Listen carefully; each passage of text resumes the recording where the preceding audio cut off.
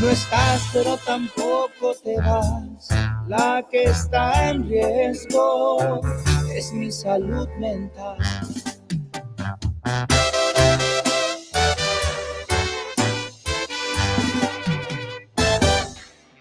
St. James Trojan football is on the air.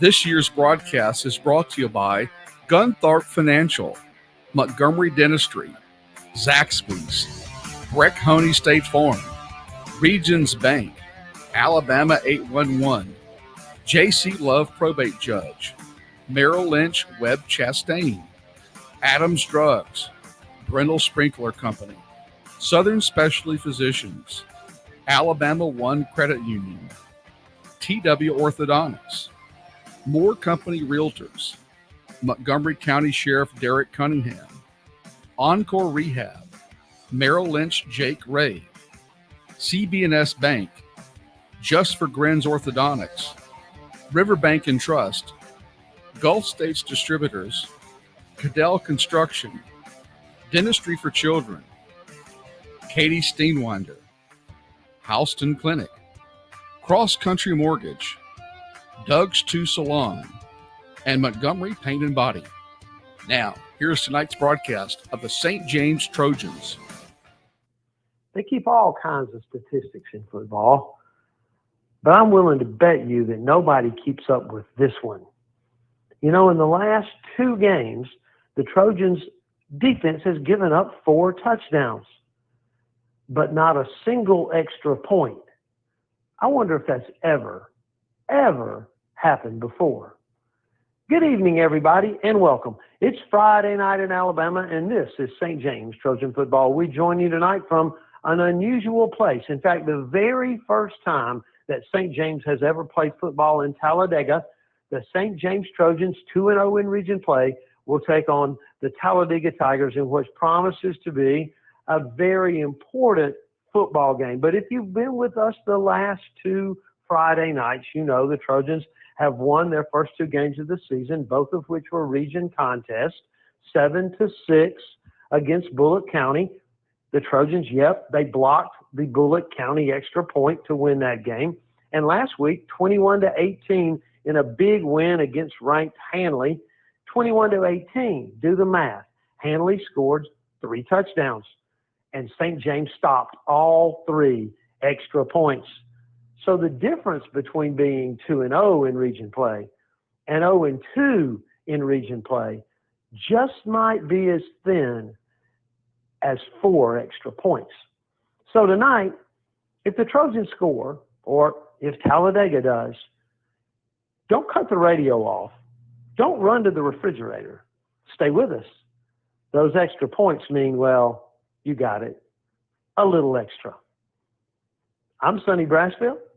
This is St. James Football, and we'll be right back.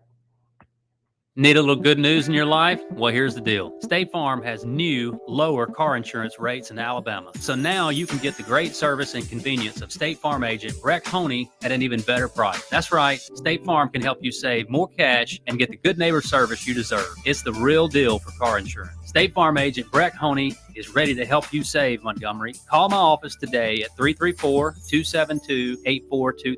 That's 272-8423. Like a good neighbor, State Farm is there. I've been an athlete all my life, and unfortunately, I know what it means to be injured. I know the value of having the very best care. This is St. James head coach Aubrey Blackwell. The Trojans rely on Encore Sports Medicine care for our most valuable assets, our student athletes. But you don't have to be an athlete to benefit from their expertise. There are 2 Montgomery area locations, one on the Eastern Boulevard and one in Pike Road. Take it from me. I trust Encore Sports Medicine to take care of our Trojans, and you can trust them too. Gulf States Distributing has served the law enforcement, military, and first responder equipment needs for over 40 years. Along with their 100-plus product lines of law enforcement equipment and apparel, they have one of the largest ammunition inventories in the Southeast. Gulf State's well-stocked showroom and friendly staff reflect a hometown atmosphere. Visit them today at 6000 East Shirley Lane. Gulf States Distributing's mission is to provide quality products at competitive prices with exceptional service. Hi, I'm Shelly Nichols. If you see home ownership in your future, the future is now. Helping people get mortgages is what I do at Cross Country Mortgage. I'll help you find the home financing option that's right for you. Go to my website at ccm.com/Shelly Nichols and follow me on social media. Contact me today at Cross Country Mortgage about a home loan. Equal housing opportunity, subject to credit approval, NMLS 430123, company NMLS 3029, NMLSconsumeraccess.org. Back here in Talladega, and we're glad you joined us on a beautiful Friday night for football. We haven't been able to say that the last two Friday nights.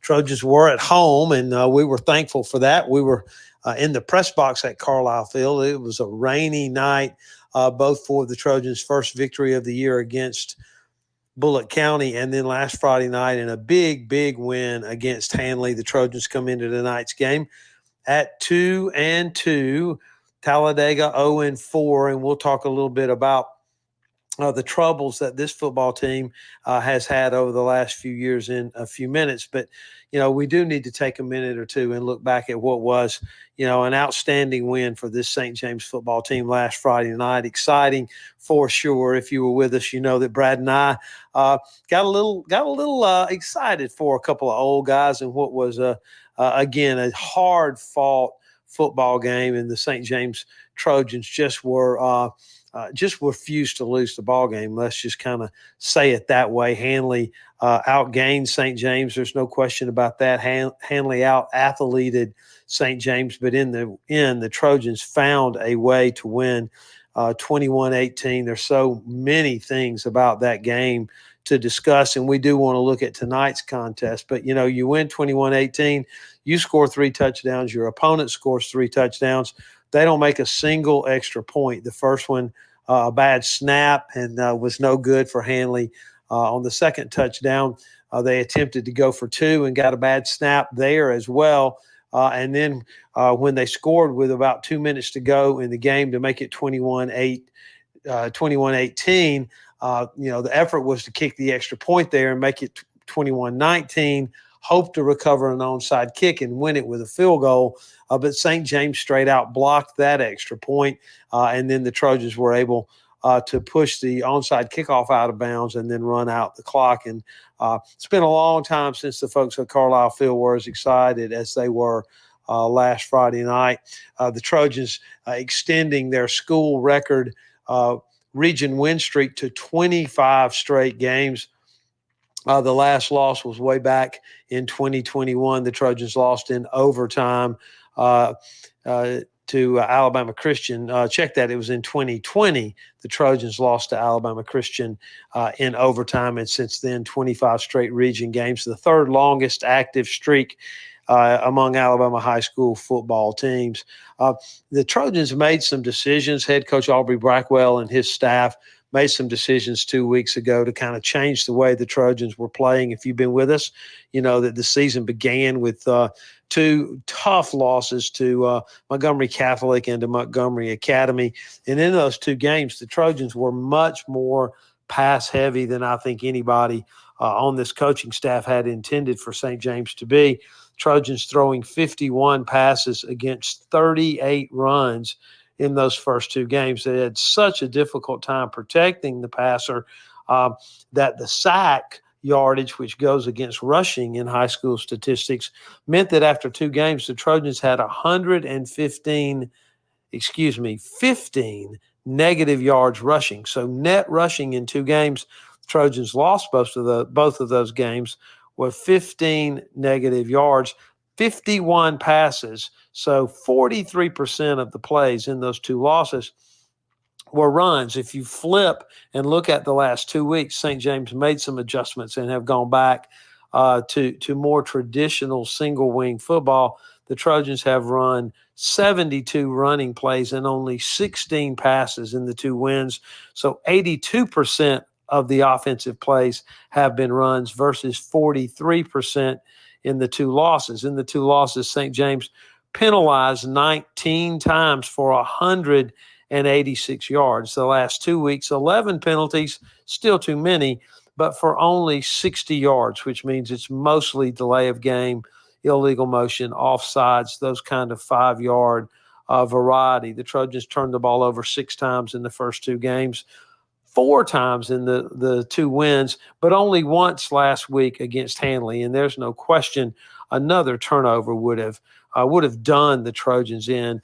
St. James made some adjustment in their offensive line for these last two games, which were region victories. Moved some young guys who didn't play much in the first 2 weeks to offense.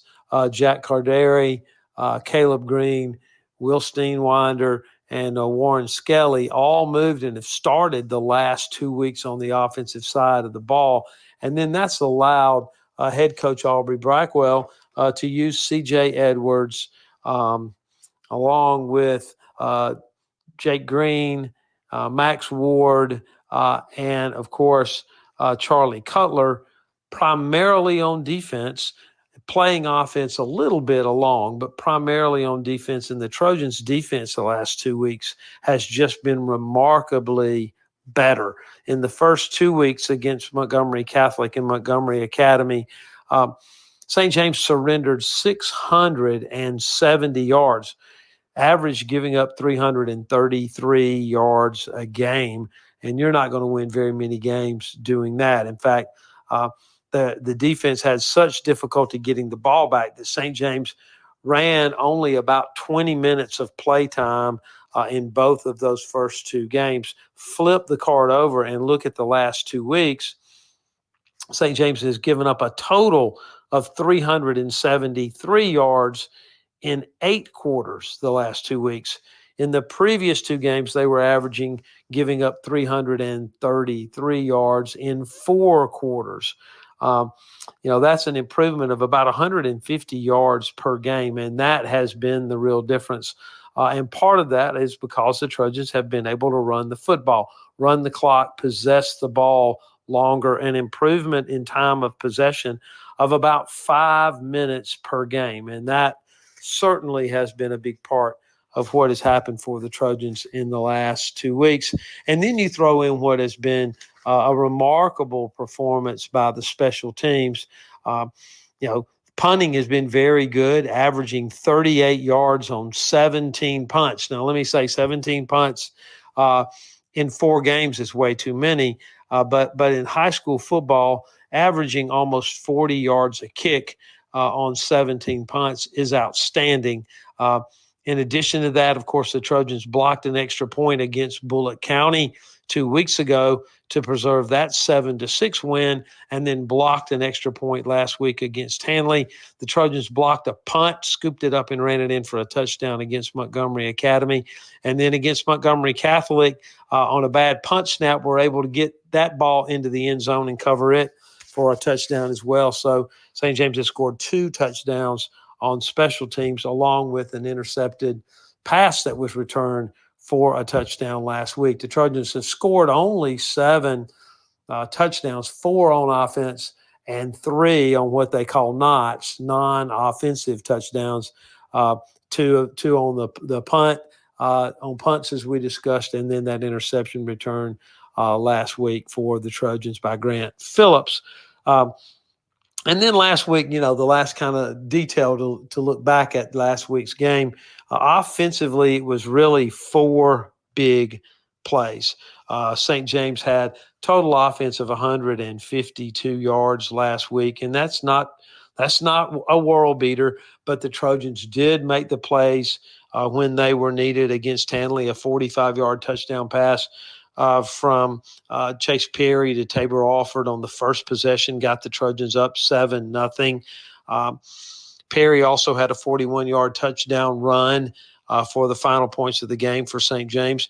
He also threw a big 21-yard touchdown pass to Charlie Cutler on that 93-yard touchdown drive that really was the difference in the game.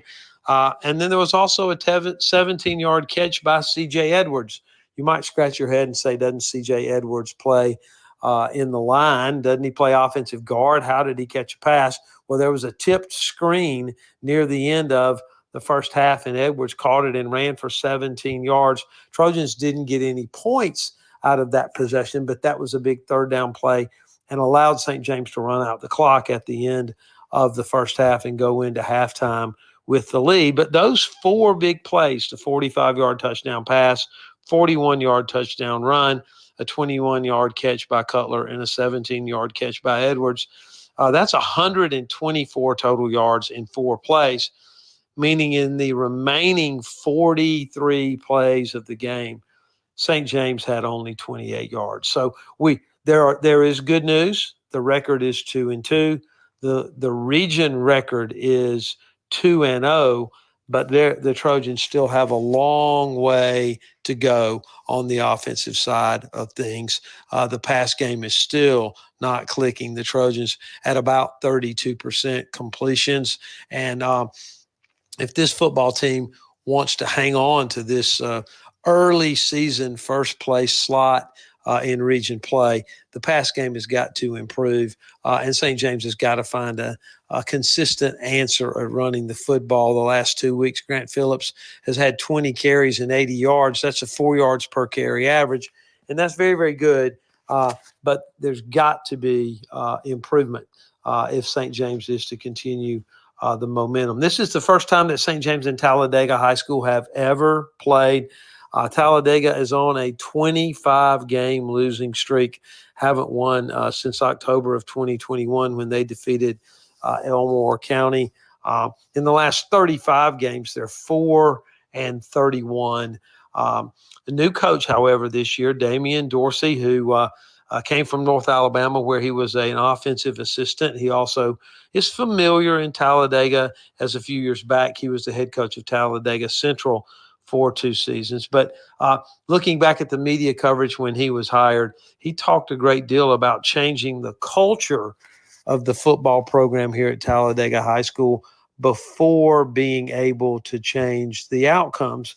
And if you look a little deeper, yes, they're 0-4, but they've lost 2 games by a total of 4 points. They lost to Cleburne County last week, 28-26, and that was a result of a myriad of special teams, negative plays, almost so many they're hard to talk about. And then on week 2 of the season, they lost 14-12 to Childersburg. So improvement, yes. Is this program where it hopes to be in a few years? No. But for St. James tonight, this game is not about Talladega. This game is about St. James. Can the Trojans continue to improve? Can St. James continue this forward motion? And can the Trojan defense continue to carry the offense until it can get going? We had an opportunity to discuss just those things with head coach Aubrey Brackwell on the Alabama One Credit Union Trojan Scouting Report. We'll take a break, and when we come back, we'll visit with head coach Aubrey Brackwell. You're listening to St. James Football on WRBZ. Discover your stunning new look at Doug's 2 Salon. Find your breathtaking new hairstyle or color with our expert stylists and salon artists, and look absolutely radiant with our extensions, balayage, and keratin treatments. You'll find products from Aveda and Bumble & Bumble, so even when you leave the salon, you keep looking sensational. Call to make your appointment and look and feel amazing today. Go, go, go. That's life. And at CB&S Bank, we help you keep up. We're redesigning financial freedom with the most sophisticated digital products. Check balances, pay bills, transfer funds, manage your card, and even deposit checks from wherever you are. Make purchases using your CB&S Bank debit card through your mobile device with Mobile Wallet in participating stores and restaurants. Learn more at cbsbank.com. Charges and fees may apply from your cellular service provider. Contact your service provider for information. Member FDIC. I'm Cliff Meidel, 2-time Olympic athlete in the sport of sprint kayaking. In 1986, my life changed forever when I struck 3 buried high-voltage cables while working on an excavation site. 30,000 volts of electricity blew through my body. I'm lucky to be alive and able to walk again. Accidents like mine can be avoided with a simple call to 811. Accidents can happen to anyone. Know what's below. Always call 811 before digging. Brought to you by Alabama 811. If joint pain or an athletic injury has you out of the game, call the Houston Clinic team at 334-245-6605. Doctors Lee Murphy and Derek Wessner are seasoned healthcare providers working to provide high-quality sports medicine care to the athletes of the River Region. Dr. Murphy is an orthopedic surgeon. His clinical focus is on shoulder, elbow, and knee disorders. Dr. Wessner is a veteran and a no-operative sports medicine physician, specializing in the no-operative treatment of all musculoskeletal conditions. Doctors Murphy and Wessner are part of the Houston Clinic on Taylor Road in Montgomery. Trojan Scouting Report with head coach Aubrey Blackwell is sponsored by Alabama One Credit Union, your financing partner for auto, mortgage, commercial, land, agriculture, equipment, and high-interest deposit accounts. Alabama One is a proud sponsor of St. James Athletics. Join now at alabama1.org or visit any of their 27 branches statewide, including their local branches in Montgomery, Millbrook, and coming soon in Pike Road. Visit alabama1.org for more information. Well, we're back here in an unusual place for St. James in Talladega for the very first time. Coach, did you bring your helmet and goggles so you can drive around the track after the game tonight? No, I didn't, but it sure would be fun if we got a chance to. And I hadn't been here. I've scouted a couple games here, but my dad and I used to come when I was a kid up here to watch these cars drive, take left-hand turns all day. Yep. But quite an experience. We're not too far from my wife's stomping grounds in her hometown. And so, I don't mind coming up here at all. Coach Damian Dorsey's a really good friend of mine. He's going to do a really good job here. He's in his first year, but not what I always liked this place, like the stadium, like the feel of it, and good night for Friday night football. It is beautiful night for football, which is a change. The last two Friday nights we were staring at the radar, wondering whether we were going to get a 30-minute delay or not, and there's not going to be any of that tonight. Not a cloud in the sky here in Talladega at St. James versus Talladega High School, and what's another important Region 3 game. Coach, before we talk about Talladega tonight, let's slip back 7 days. We're at Carlisle Field. What I've said several times in the broadcast, one of the blue bloods of Alabama high school football.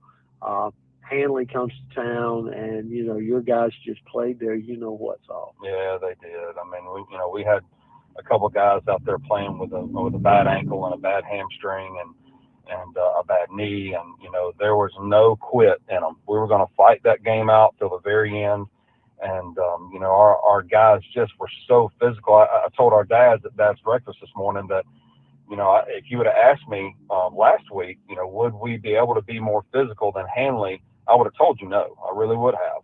Just watching them on film, the way they fired off the football, the way they were so physical in their last two football games, I would not have thought it. But our kids rose to the challenge. Our kids laid the wood early. Yep. We had a lot of great contact on our defensive side of the ball early in that game, and then we were able offensively to do just enough to keep the pounding and just keep the ball. Our time of possession was double of theirs, we executed what we wanted to do. Jeff came up with a game plan that was very unconventional, and we were going to play basically 8 guys down in the box, and we were going to gamble a little bit, especially in their heavy sets, because we knew we weren't going to be able to match up with their weight and their size. So we knew we had to get another guy into the box, and so we're going to have to pinch our ends from our ends and let Braylon Corley kind of fill the D gaps on both ends and kind of let him run downhill, which was going to mean we were going to be in man coverage on the outside, and we were really nervous about it. But luckily for us, they never found a way to really capitalize on that, on the risk we were taking. Our guys played really, really physical, especially at linebacker. Some of the plays Wills Johnson and Pruitt made this week, just amazing, especially on the third down. We're 3rd down and 2, and that's kind of where the whole momentum shifted, in my opinion. It was 3rd down and 2 right there at the 50-yard line, and they're in power I, and Wills jumps the snap count and times it up perfectly. And one of those Jadeveon Clowney type moments. Exactly. We've seen that clip all the time from the bowl game against Michigan. And Wills Johnson timed that up perfectly, just as if it was Jadeveon Clowney. Huge hit, and everything from that point on, it was our game to lose. And it was fun to coach. So proud of how physical our guys were. But tonight we got to put that one past us. That one's over with. And we're banged up a little bit, as you would expect. We've had 4 very, very physical football games so far this year, and that's taken a little bit of a toll on us.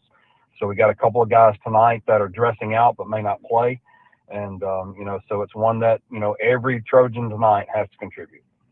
Well, let's talk a little bit about special teams. Folks who watch football, they need to run to the refrigerator on Saturday. They do it when it's time to punt. They do it when the extra point comes up. I'll see if I can summarize special teams. The last 4 attempts for extra points against you have been stopped. The difference in terms of points in the last 2 games, you blocked a punt for a touchdown against Montgomery Academy. You recovered a bad snap on a punt for a touchdown against Catholic.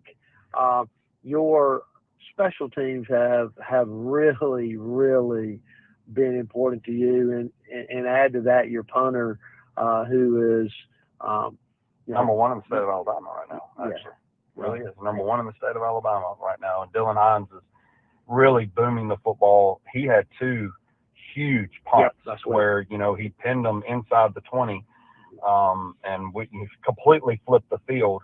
And anytime you do that, you're going to be in a great position to do it. And kickoff wise, Dylan had another great night in kickoff. We knew there were 2 guys on their side that we did not want to touch the ball when we kicked it off. And Dylan did a great job. Taking over, we hadn't changed that. That's Jimmy Perry football 101.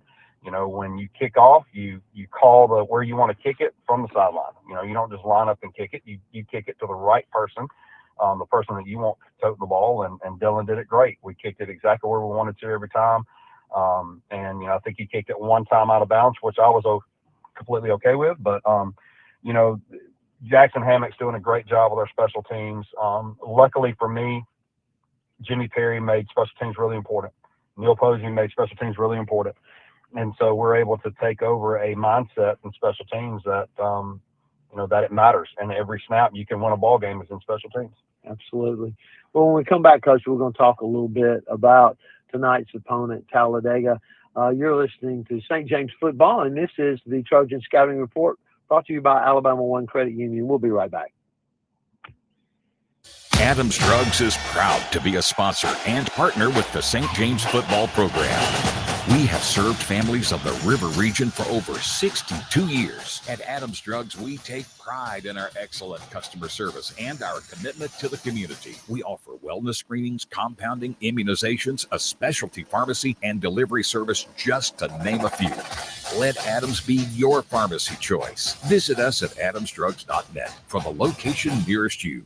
All aboard for Healthy Smiles. At Dentistry for Children, they love to make kids smile. Dr. Schreiber and Dr. Thomas specialize in pediatric dentistry, treating infants, children, and patients with special needs. You can trust Dentistry for Children to provide the highest quality care for children of all ages. Beautiful smiles begin at Dentistry for Children. Call today to make your appointment with their professional caring staff. Dentistry for Children in Montgomery and Wetumpka, proudly making kids smile for over 40 years. Nothing gets your attention like the pain you get when it hurts to walk. When you have that pain, reach out to Southern Specialty Physicians. Dr. Brian Sellers is a board-certified vascular surgeon with over 15 years of experience. And Dr. Brandon McCullum is an experienced podiatrist. Southern Specialty Physicians are working to keep Alabama walking. Located across from the AUM Water Tower on Sydney Curve and online at ssp.care.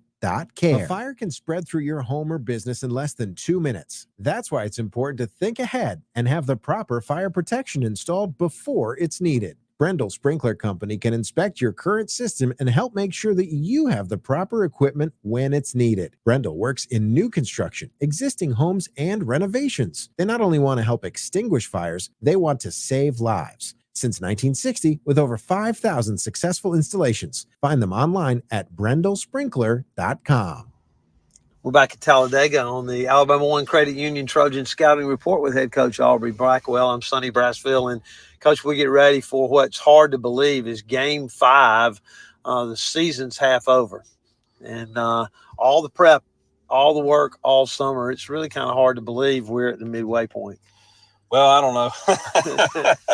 It's been to me, it's quick with our guys, but I feel like we're in week 10. It's been a grinder, and I'm excited about where we are moving forward, but it doesn't take long. These seasons are a blink of an eye, and you spend a lot of time in those preparations, but it doesn't take long for it to get over. You're right. Well, we were talking in the first segment before we took a break about special teams, and this football team you play tonight, on paper, gosh, they've lost 25 games in a row. But they've lost 2 games this season by 2 points. The difference in both their games have been missed extra points. They lost 14-12 and 28-26. In both of those games, they missed 2 extra points. And so things could be easily different for them. Yeah, it could. And really they were ahead of BTW 12-0. And then BTW puts up 32 points in the second half to win the game 32-12. And, Childersburg game was close. It was back and forth. That final score was 14-12. But again, just like you said, the difference in the Childersburg game was the fact that they missed their extra points. And so, tonight we've got to dominate on that realm in special teams. We've got to continue to flip the field with a punt. And, if CJ can't go tonight, we've got to take extra special care in our punt team, because that's a backup snapper. There's one thing that, CJ has been a dominant football player on the defensive line, but I think the biggest thing he does for us is make sure that snap gets to our punter. And so, when you have a backup snapper, that's something you're a little bit nervous about when you're punting the football. Hopefully we don't have to do that a whole lot. Yeah. And let's talk a little bit about your offense. It's not very often that you have to make, or you get the opportunity to make a change in philosophy in mid-season. Threw the ball 51 times, I think, in the first 2 games, thrown the ball 16 times in the last 2. Talk a little bit about the changes that you made and what we'll see tonight. Well, I'll be honest, we had to find a way to shorten the football game, and it wasn't because of what we were doing offensively. More so it was just keeping our kids on the field and keeping them more rested and improving our effort grades. Our effort grades in MA were so bad. But as we're watching it as a staff, it's not that the kids weren't trying. They just didn't have any gas in the tank. And so, we sat down and said, well, we got to do something completely different, or we're not going to have we can't ask our kids to play 160, 170 snaps on a Friday night like we were doing. And so, that's at the root and the heart of the foundation of St. James football was the wing tee. It works better for our offensive line and our size right now. And we're young up front. We do. We're playing one sophomore and all the rest juniors, and of those juniors, only one had significant playing time last year as a sophomore. And so, the wing tee is easy as far as up front. You really, most of the time, you have maybe 2 or 3 sets of blocking rules, and that's it. And so, and you're able to flip the line, so you have a strong side and a quick side. So you're not having to worry about the run on either side. You just worry about one way to run the play. You don't have to worry about both ways. And so, our guys have handled that really well. We're doing a much better job of that. We're putting Chase in better situations to throw the ball without so much pressure in his face. He does throw a good ball on the run, and the play action pass has gotten guys more open for him. And so that's what we'll continue to do tonight. So tonight's the third step. We're spoon feeding this wing tee, and so tonight we'll have unbalanced. We'll have counters. We'll run the old crisscross play, the counter trap. And so, you'll see a couple of different play action passes tonight. And so there's some things that we haven't done yet because we slowly want to do this the right way. Because, the one thing you install with the wing tee, you got to be able to run the trap, the down, and the belly first. You got to do those three things first. And we did that against Bullock. And then last week we started adding in more motions and shifts. We added the power and the power keep, where we would, come off the down or the power and Chase would keep it. This week, we're adding the option to it as well. And so this week, we've been working on it. Now I'm comfortable enough to where, if they give us the triple option, now Chase can keep it and he can pitch it. So we're added a pitch man to it. And all the things that, you got to have on the wing tee if you're going to do it successfully, we're finally getting to where we want to do it. And we're holding some things too. Next week's steps is 2 new motions and shifts for Trinity, and a couple of other added things that we need to do, as far as setting different formations. But that's the next step. So. Well, and you mentioned your quarterback, Chase Perry. Big play last week. That opening series, just what I thought was a great throw. Thought he had overthrown Tabor by about 5 yards, and I remember, no, you're not going to overthrow Tabor. But in the fourth quarter, that scramble touchdown run for 41 yards almost looked like he got in the end zone and went, well, well, doggone it, I can run. Because then on the next two possessions, he keeps the football on the reads, and that just adds a dimension to this team, doesn't Absolutely. Confidence, especially, and that was never me as a wingtip quarterback. You weren't going to keep it right. I wasn't the swiftest of foot. So, Coach Perry wouldn't let me do a whole lot of that unless it was absolutely there. But Chase does run well. So, I'm glad he's got that confidence now that he can just pull it and go. And, I think it was in the second quarter where, 3rd down and long there at the beginning of the half and right at the end of the half, and he's got nothing but grass out in front of him. And I showed it to him on the iPad. I said, listen, if they're going to continue to run by you and pass rush, just take off. You can get a first down if you just take off. And then, of course, his next opportunity ends up, really help sealing the game for us with that scramble and hope that just continues to give him confidence to do that going forward. Well, let's talk a little bit here as we get ready for kickoff St. James versus Talladega on the Alabama One Credit Union Trojans scouting report. Coach, let's talk a minute about the Talladega offense. Again, a football team looking for its first win, but a dangerous quarterback and a couple of guys who can catch the football. Well, so Damian Dorsey played football at Louisville. He is a very talented offensive play caller. He always has been. When Park Crossing made their run with Malik Cunningham, Damian was his position coach, and he was Smitty Grider's OC there. Worked at Dothan High with Smitty Grider, and he's been at North at Decatur. Damian Dorsey, I have a lot of respect for him and what he does. They are a true spread, so they're going to be 2x2, 3x1, or they'll be split back spread. Xavier Lyles is their quarterback, wears number 6, really talented kid. They don't have very many seniors. They only have 7 seniors, and this quarterback is one of them, and he can fly. I mean, he can absolutely run. We're going to have to do some things to keep him bottled up, because every time, whether it's a zone read or it's a power read or it's a pass, he really wants to take off and go. They have some receivers that can move a little bit. And so, we're going to have to play well in the back half. They love getting the ball out quick to their tight end, Joshua Story. He wears number 14. He's 6'2", 155 pounds, 160 pounds. He also plays some Mike linebacker for him. He's a talented football player. He's had a lot of big plays for them recently on just really quick stuff from, outlets and play action passes from Lyles to him on the tight end position. And so, the things we're going to have to be wary of. They've got 2 big dudes up front. One's 5'11", 345. The other one's 6'2", 315. They play the nose guard and the tackle on defense. I think that's been every week. Every week we've said that there's big 2 huge interior defensive linemen that we're having to block tonight. And so, our guys got to play with great pad level. But, overall, we just got to continue to bring the energy and bring the intensity and the physicality. We do those 3 things tonight. We have a chance to be successful. Well, Coach, we appreciate the time. It's St. James versus Talladega. Go out there and get region win number 3. Good luck. Absolutely. Sounds good. Go Trojans. We'll be right back. This is St. James football on WRBZ. Welcome to Flavor Showdown. It's time for the lightning round. A snack that's actually a meal. Zaxby's Big Zax Snack. A superhero would have this superpower. Grilled chicken sandwich vision.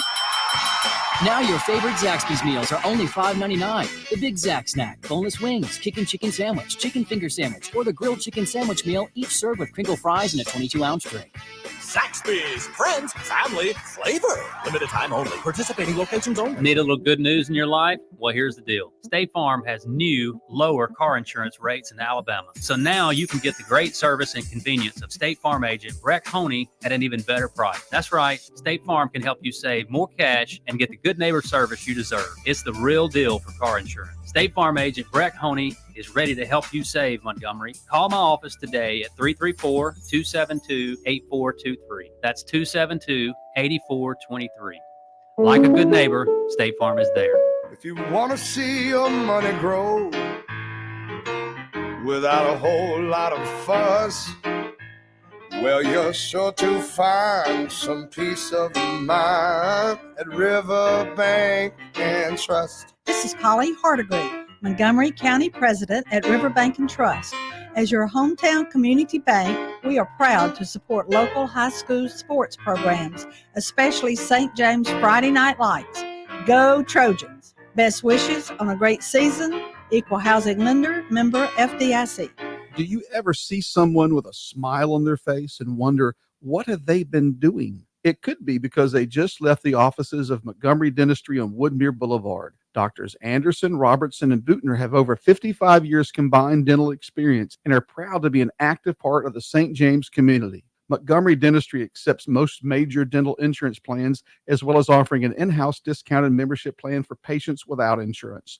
Montgomery Dentistry on Woodmere Boulevard. Visit them at montgomerydentistry.com. This is head coach Aubrey Blackwell. Welcome back to St. James football.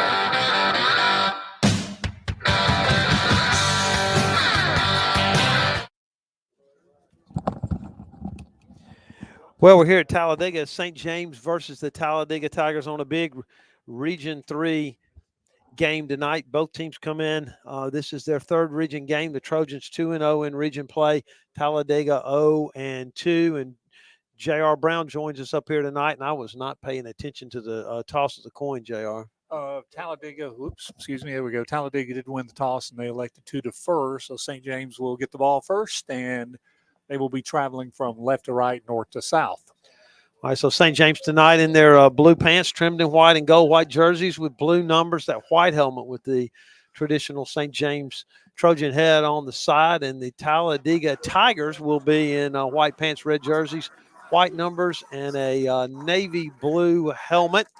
Made the drive up this afternoon on what's going to be a beautiful night for high school football. We are in the press box here on the home side. Great hospitality from the folks here at Talladega. We're in the booth, not only JR and I, but with the electric clock operators as well as the PA announcer here in Talladega. So perhaps a little more activity than normal, but we'll be ready to go. St. James will be booting the football away. And last Friday night, if you were with us, just an exciting win for the Trojans against Hanley.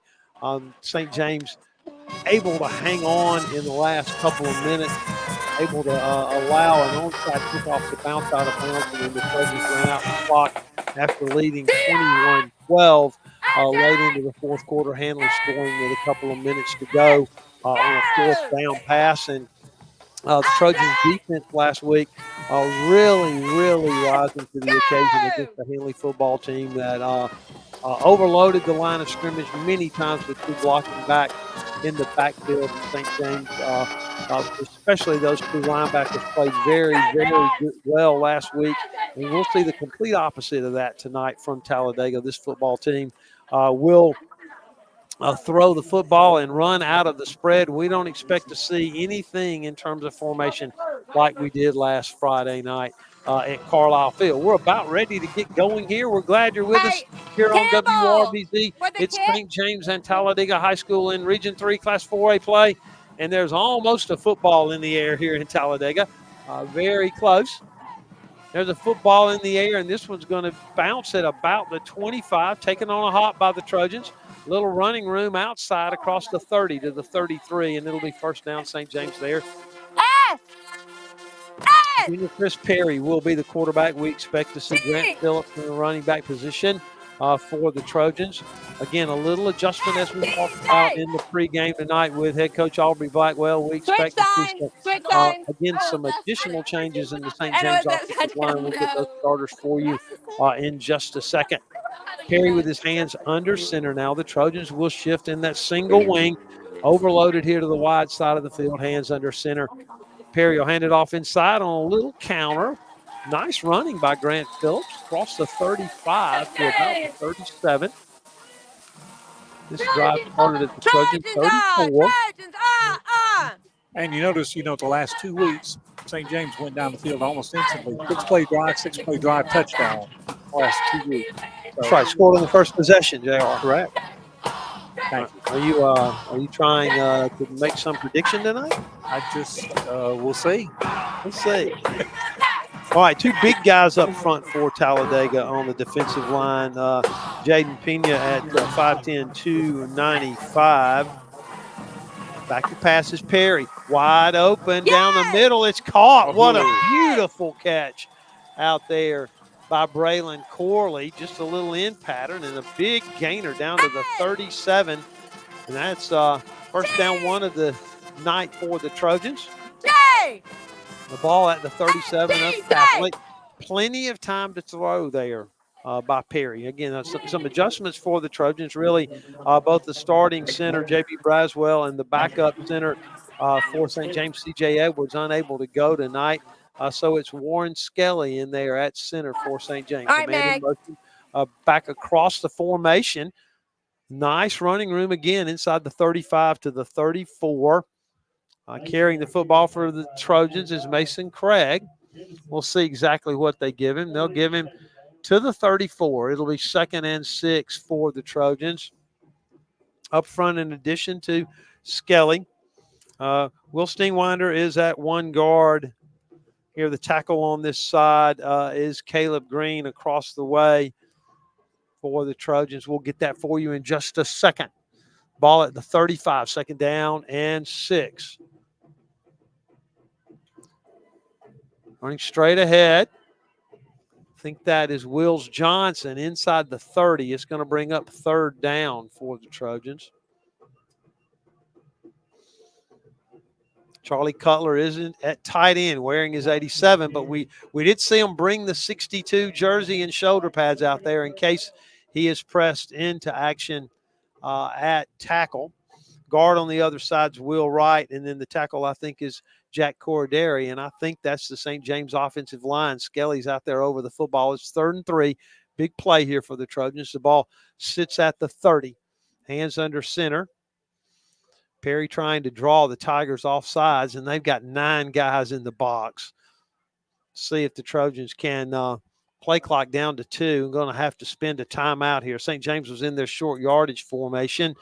Unbalanced line here to the wide side of the field, and Perry has to look to the sidelines to get the play from the coaching staff across the way. And time ran out, JR, and that was last week. The Trojans improved greatly in penalties, only 6, I think, last week, and all of those but one of just the 5-yard variety. Right, yeah, great improvement over especially the first 2 weeks, which, directly, if not directly, very much so had a part in the outcome of the game. But yeah, just a few last week, 5-yard penalties, occasional, the false start or had a delay of game once. And also the plays seem to be getting in a lot quicker last game, especially after the first quarter. Now, there was obviously there with 9 men in the box, you needed a change. So we'll see what they've come out with on the 5th play of the drive. Ball at the 20, ball at the 29, just inside the 30. It's 3rd down and 3, probably in 4 down territory. St. James in the power eye now. A little different look out there from the Trojans. Tall sweep. Sprinting to the outside. Pruitt Connor got the 1st down and more. Broke a tackle at the 10. Connor dives for a touchdown. St. James, 29 yards, and the Trojans score in 5 plays. Pruitt Connor from 29 yards. It's touchdown St. James. 9:04 to go in the quarter. A fantastic block over there on the far side at about the 20-yard line by Corley.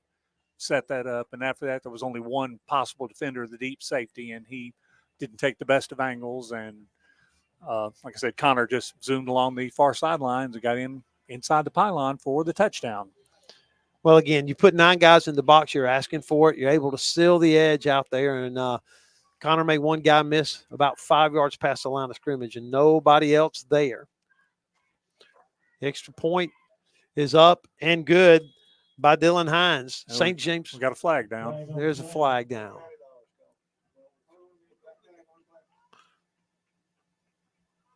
We'll see what the flag is out there. They talk it over. We told you to stay with us during the extra points. That has been a big issue the last 2 weeks. Trojans lead 6-0. St. James, is that illegal in a participation? Is that must have been? Did they have 12 men on the field? I think so. Let's see. All right, so Trojans lead 6-0. 9:04 to go. Scoring on their first possession for the 3rd straight week, as JR points out. It's a 5-yard penalty against the Trojans, and they'll try the extra point. Dylan Hines certainly has plenty of leg to get there. This is exactly how the St. James coaching staff hoped things would get started tonight. Again, this is a bit of a beaten-up football team. There's Little discussion about exactly where the ball should be placed. You know, they're trying to mark off a 10-yard penalty, and that one's obviously only a 5. All right, we got the ball down at the 8, so that'll make this the equivalent of a 25-yard field goal. The tee at the 15. Braylon Corley is the holder. Dylan Hines, the kicker for St. James. Snaps a little bit high, but Corley got it down. The kick is high and good. 9:04 to go. Trojans lead 7-0. This is St. James football on RBZ. A Regions checking account can help you take your next step in life by giving you smarter, more convenient ways to manage your money. Open a Regions checking account today and bank safely and securely in a branch, online, on your phone, or with a phone call. You'll also love conveniences like text alerts, Regions mobile deposit, and our new bill pay system. Ready to move your life forward? To open a Regions checking account today, visit a branch or log on to regions.com/open now. Regions Bank. Message and data fees may apply to mobile services. Mobile deposit subject to fees. Hi, Montgomery County Probate Judge J.C. Love here. I want to wish the St. James Trojans an exciting and successful season. We're cheering for you every step of the way. Go Trojans. And while you're gearing up for the games, don't forget to protect what's important off the field too. Our REACT program helps safeguard your property from fraud and theft. Visit our website or call us today to learn more about REACT and how you can protect your home and investment. Let's have a great football season and a secure future. Go Trojans. Back here in Talladega, St. James scores, quickly leads 7-0. Dylan Hines will boot it away for the Trojans. Ball be taken at about the 5. Muffed a little bit. Now running to the middle of the field. The Trojans cover it well, and there's a flag. I think that'll be a block in the back. Return man was Omar Weaver for Talladega, so we'll see where the Tigers start with the football. Glad you've joined us here on WRBZ on a great night for high school football. Hard to believe we're at the midway point at the end of the game tonight. This is game number 5. It's holding against Talladega. They'll mark this one off inside the 10. It's like they'll put it at about the 8-yard line. Tigers quarterback, really, and we talked about it in the pregame with head coach Aubrey Blackwell, Xavier Lyles. He's a senior, and he really is kind of the heart and soul of this football team. Trojans will try to keep him between the tackles. Very, very quick. And really the offense is built around him. Trojans defensively up front.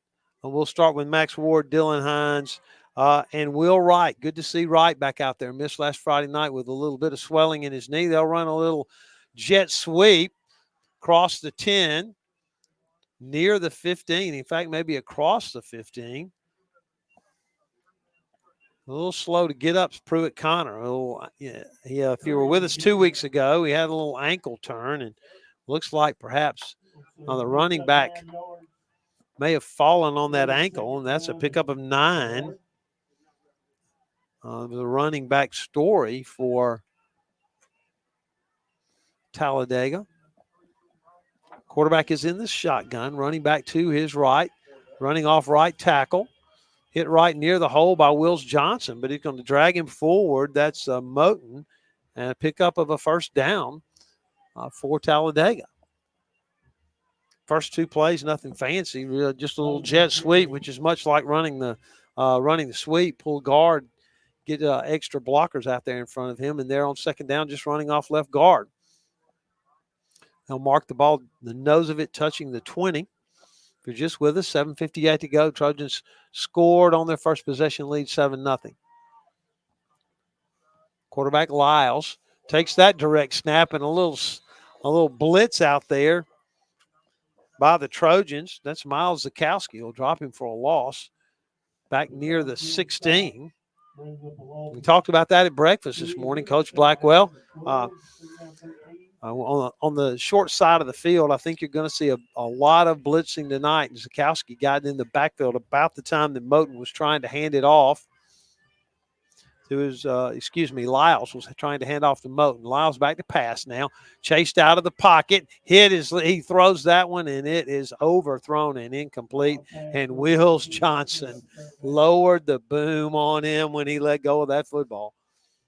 Oh, his chops were licking there. I mean, direct shot.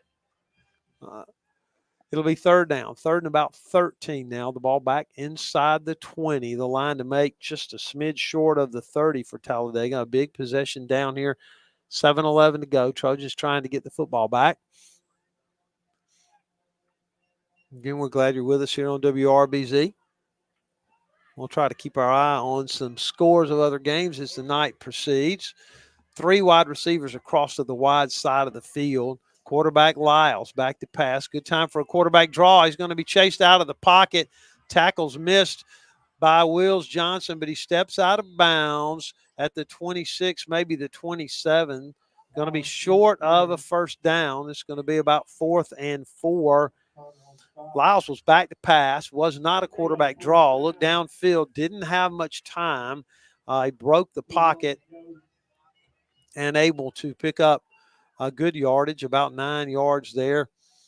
And perhaps they're thinking about going for it here, but they'll call a timeout and talk it over, and we'll take the timeout with them. We'll be right back. This is St. James Football on RBZ. Hello, I'm Sheriff Derek Cunningham of the Montgomery County Sheriff's Office. I'm glad to see that you are a proud supporter of St. James football, but also remember, when you're going out to the football game, make sure you pack a designated driver. Right now, during the holiday season and coming up holiday season, we can see a lot of people on the roads, and we want you to feel safe. So make sure when you're packing your tailgate supplies that you pack a designated driver. At TW Orthodontics, we go above and beyond in caring for the needs of our patients by offering a wide array of affordable treatments that deliver beautiful smiles. Using the most effective and efficient treatment methods, such as Invisalign and braces, our orthodontic specialists are eager to help you achieve the smile you deserve. When you come to our office, you're not just a patient, you're family. 4635 Woodmere Boulevard in Montgomery, twortho.com.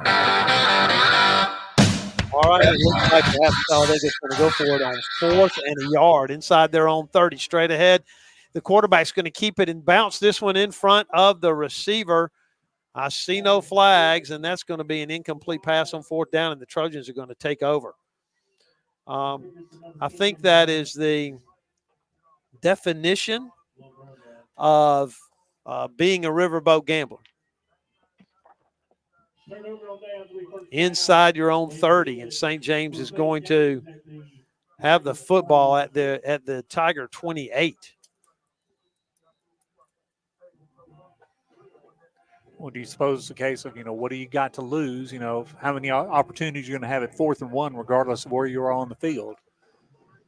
Well, it reminds me of that coach at Pulaski Academy in Arkansas who never punts anyway, no matter where he is, including perhaps at your own 28, a man in motion across the formation for the Trojans. A little mix-up, and that one's flipped forward, and I hold my breath because that could have been a disaster for St. James. I think the Trojans were trying to run the option, the wide side of the field, and the end crashed, and the spacing between the running back and the quarterback was not exactly right, and he flipped the ball forward. JR, the official statistician for St. James. Is that a pass? That will go as a -1 yard completed pass. It did go forward. It's 2nd down for the Trojans, trying to take advantage of a decision by Talladega to go for it on 4th down. Back to pass is the quarterback Perry, and he lost this one deep, looking for Cutler just over his hands and incomplete, and it'll be 3rd down and 11. Had plenty of time there, may have gotten in a smidge of a hurry, and Cutler was covered pretty well, just to be honest, down the field. Ball's at the 31. St. James needs to get it to the 22. Excuse me, it's at the 29. They'll need to get it to the 18. Pay attention, Sonny. Perry is in the shotgun. Pruitt Connor to his right. The Trojans in a bunch formation this way. Rolling to his right is Perry with plenty of time. Completed near the 1st down marker. In fact, that's going to get it. Mason Craig A nice third down conversion for the Trojans. Nice. Rolling to his right was the quarterback, Perry. Mason Craig, just a little hook, went down about 14 yards, just past the marker, caught it in his first down. Trojans at the 17. I think they're going to take the heat time out right now, and we'll take it with them. It's 7-0 St. James. We'll be back in 60. Trojan football on RBZ. When you speak with patients at Just for Grins Orthodontics, you hear things like, the staff is great. My daughter's teeth look perfect. I've been using them for over 2 years, and my service has been nothing short of amazing. Or, my teeth have always made me a little self-conscious. Just for Grins fixed that, and not only do my teeth look great, they make me feel great. If you or your family need braces or Invisalign in a lively environment using the latest technologies with over 3 decades of experience, let's make the smile of your dreams a reality. Visit justforgrinsortho.com.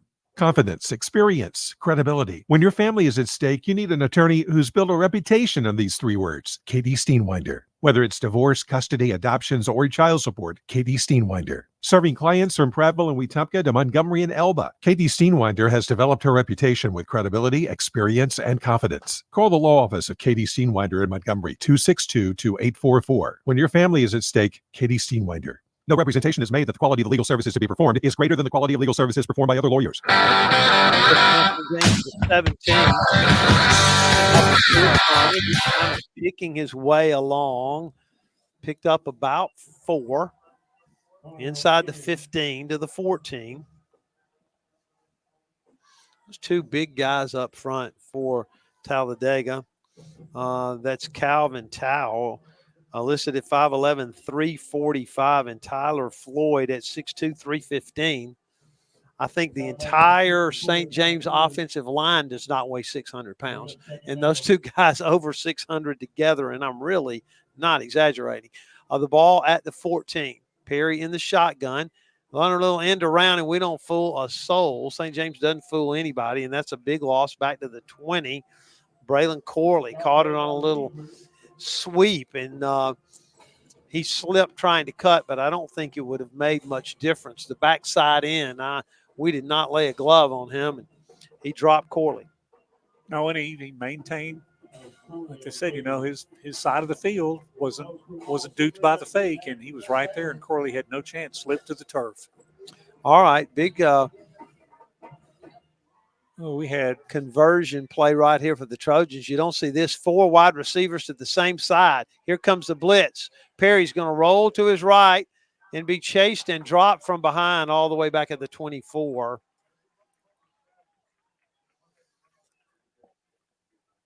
That would be from here. It'll be about a 41-yard field goal. Trojans lead 7-0, trying to take advantage of Talladega going for it on 4th down from their own 29, but they'll mark it actually back at the 24. It'll make this a 42-yard field goal. Corley will hold it. Dylan Hines will kick it. And I think that's Andrew Shaleta snapping for the Trojans. Again, the special team snaps kind of pieced together. The snap was a little high. This one's going to be plenty long. Let's see. No good. To the wide to the left. 42-yard field goal is no good. And Trojans unable to take advantage of the 4th down conversion attempt by Talladega. And honestly, for the Trojans there, they had 1st down at the 14, ran on 1st down, and then two pass plays resulting in consecutive losses for the Trojans. And Talladega will take over at their own 20. In high school football, JR, you miss the field goal, the ball goes to the 20 no matter where you try it from. And for Talladega, it would have been better to have gotten the ball at the Trojans' line of scrimmage. Right. Man in motion this way. Run a little counter, and the Trojans are not fooled. Pickup of a yard or 2. Again, with the football, that's Moten. In fact, they'll say he lost about half a yard. It'll be 2nd down. 3:18 to go in the quarter. Trojans lead 7-0. But really the last probably 2/3 of the quarter have been played here in the Talladega end of the field. 3 wide receivers for the Tigers here to the wide side. And the quarterback is Lyles. He's a senior in the shotgun. Blitz coming on the outside for St. James. They'll run right into it. Maybe they blew this one dead, right? Oh, they called a timeout, it looks like. And they did. We'll keep it here. St. James leading 7-0. You know, this Talladega team riding a 25-game losing streak. But as we talked about in the pregame, 2 games this year for them decided perhaps on 2 missed conversions. Last week against Cleveland County in a region game fell 28-26, but they missed 2 extra points, including 2 down the stretch in the fourth quarter. They scored 2 fourth-quarter touchdowns, but unable to make the conversions. And then 3 weeks ago, they lost the game to Childersburg 14-12. So this is a football team that is getting closer. New football coach for here at Talladega this year as well. All right, we're about ready to go. It's 2nd down and 11 after that quick timeout. Quarterback will keep it. Made a couple of guys miss, broke a tackle, and he's going to get the first down. And that's exactly what Coach Aubrey Blackwell was nervous about when we had our conversation before the game, keeping that quarterback between the tackles. You know, it looks like he's running a zone read, and I'm not so sure he's reading anything. I think he's keeping the football most of the time. Yeah, just seeing a hole right up the middle. Had one off the right side of the center and zoomed back in, and perhaps a missed tackle. Ended up getting 12 yards and moving the sticks. All right, the ball just across the 30. 1st and 10. Lyles, he'll hand this one off on the read across the 30. A tackle missed at the 35. Pruitt Connor will kind of bulldog him out of bounds, but that's 2 more missed tackles for St. James, and that's going to be a pickup of about 8, maybe even 9, near the 40-yard line. And it's 2nd play in a row where there was a missed tackle that would have held the gain to maybe 2-3 yards at the most, but that's positive yards on 1st down, always good. St. James making some changes up front. Ball at the 37. Same play to the wide side of the field. The quarterback kept it, had him in the backfield, broke a tackle, now runs outside, and the Trojans can't get him down until he crosses the 45, and that's another 1st down. Ball at the 46. This drive starting at the 20. 4 plays, all runs. 1:40 to go in the quarter. Trojans lead 7-0. For those who have requested that I say the score more often, I'm trying very, very hard. Next week, JR, keep in mind there are people listening that will find you at the store or other places and say, hey, how about saying the score more often? Pruitt Connor hits the running back. That's Moten at about the 50, but that's another 5 yards. The point of attack, Trojans just getting pushed around a little bit up front, playing with just 3 down linemen. We are inside the press box. If you're watching us on Facebook, there is a little reflection. Those people you see moving are former head coach Jimmy Perry and Steve Cutler and me and JR. So, but if we open the window, we lose the air conditioning. It's 2nd down and 5.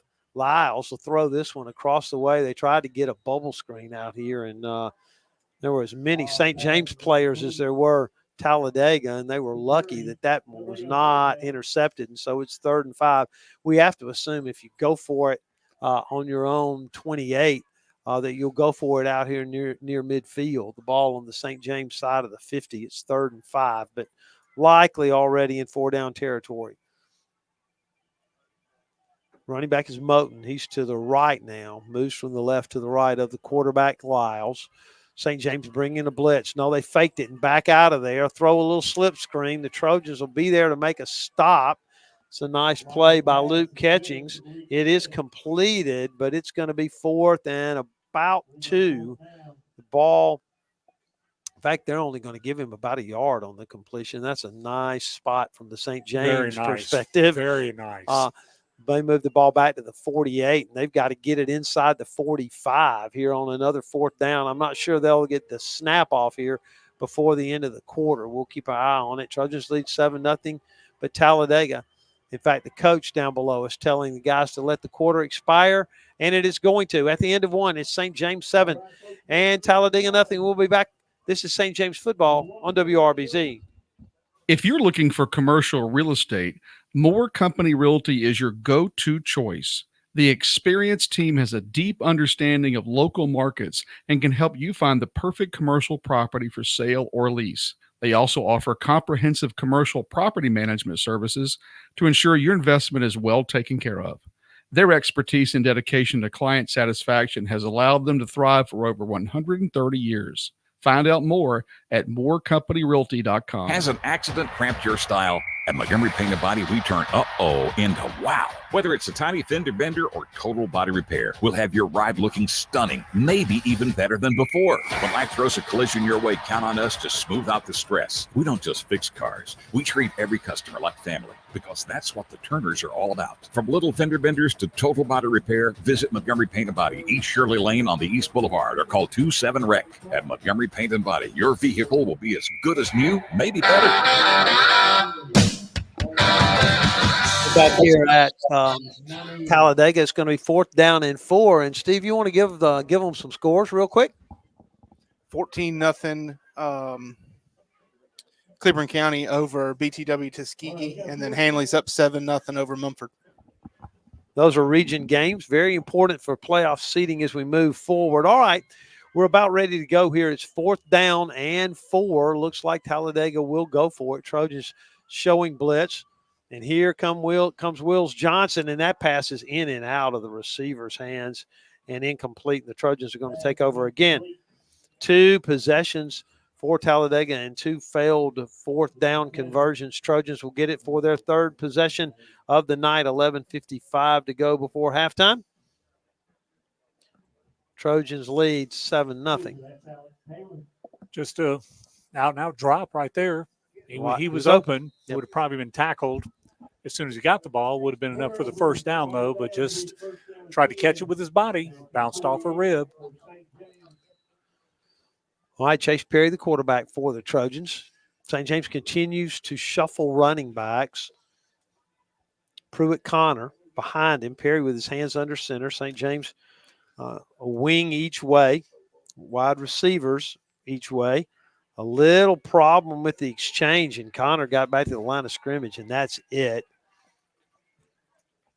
If you're watching us on Facebook, if you've heard announcers and coaches talk about the box between the tackle and the tight end and how many players you have in the box, there are 9 red jerseys inside the box on that snap. Literally in cover 0, covering 2 outside guys man-to-man. The safety walked up before the ball was snapped, and St. James has 6 guys trying to block 9, and that did not work very well. 2nd and 10. Trojans lead 7-0.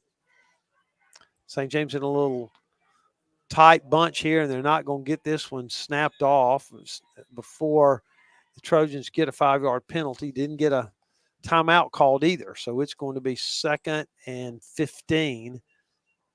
There's been a bit of a persistent issue during the year so far, and that's been getting to the line of scrimmage fast enough to then shift and move in motion. St. James using a lot of that here as they've gone to the single wing the last couple of weeks, and got to get to the line of scrimmage with enough time to make all that movement at the line. All right, the ball back inside St. James territory now at the 43. Perry will hand it off. That's going to be a pickup. Gain back the penalty yards. Running the ball for St. James is Grant Phillips, and it's going to be 3rd and 10. Phillips running off right tackle and picked up almost exactly 5 yards. The ball at the 48. They'll need to get to the 43 on the Talladega side of the 50 for the first down. Wholesale substitutions for St. James, bringing in Tabor Alford, Wills Johnson, and Pruitt Connor. Connor in the backfield. Trojans with 4 wide receivers, 2 each way now. No safety help in the middle of the field. They'll run a blitz. Perry will keep it near the 50, sprinting to the sidelines. He got the first down, I think. Very, very close. We'll see where they put the foot down. Perry eluded a couple of blitzing linebackers in the backfield, and I think they'll move the chains. We'll hold it here.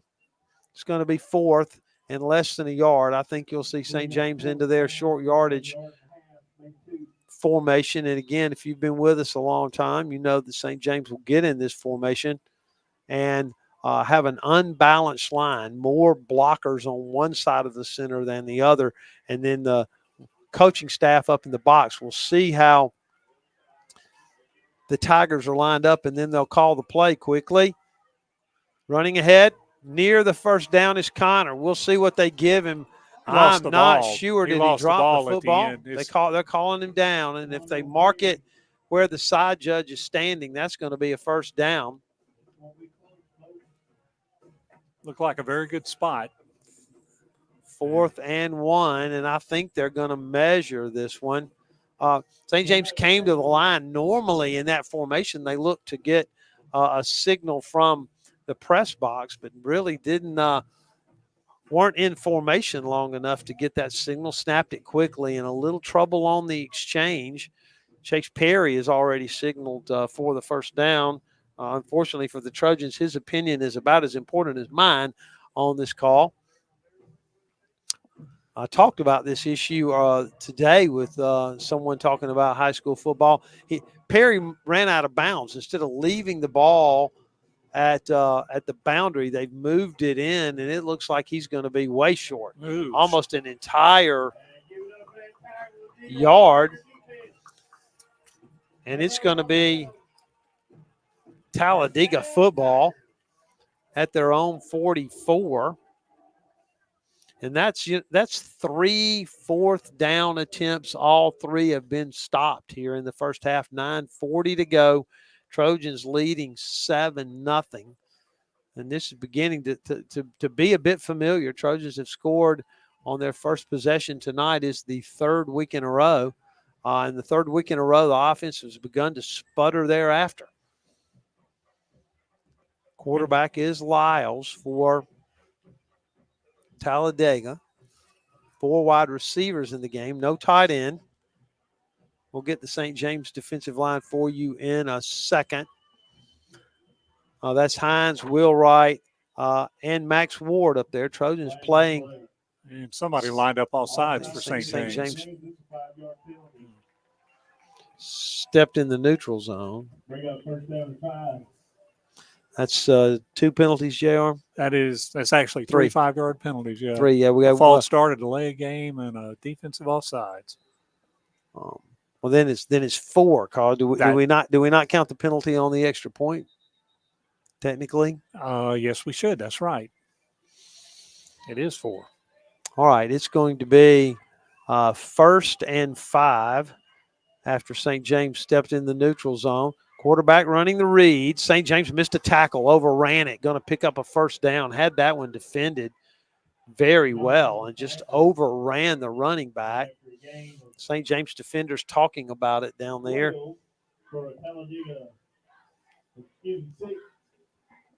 Ball at the Trojan 46. Max Ward down there talking with one of the officials, kind of showing him what he thinks is being done to him by the center. We'll see if they keep an eye on that. No, it's 2nd and 1. I called the first down a little early. First down now, running room to the St. James 40. That's Moten carrying the football. There is a flag. We'll see. It's a block in the back against Talladega, and that's going to negate that first down. 8:57 to go here before halftime. You stay with us for the Trojan Spotlight at halftime. That's a big one. That's a 15-yarder. It's going to be a 15-yard penalty. It's going to be way back across the 50 to the Talladega 47. It'll be 2nd down and 8. 2nd down. Looks like the Trojans showing blitz again. Back to passes the quarterback, Lyles, lifted long and caught. Receiver running in front of the St. James safety is Smith, and he caught that football. That's a first down inside the Trojan 30 to the 29. just a drag pattern across the middle of the field, running across the face of the safety who kept him in front of him, but he was wide open. Quarterback will keep it sprinting to the outside. Now we'll dump it off. That's holding, I think. I think this one's coming back. The pass was dropped. It'll either be 2nd and 10 or 1st and 20. They were holding Will Wright, the defensive end, out there as he was trying to turn the play back in. This should be from the line of scrimmage. Should be 1st and 20.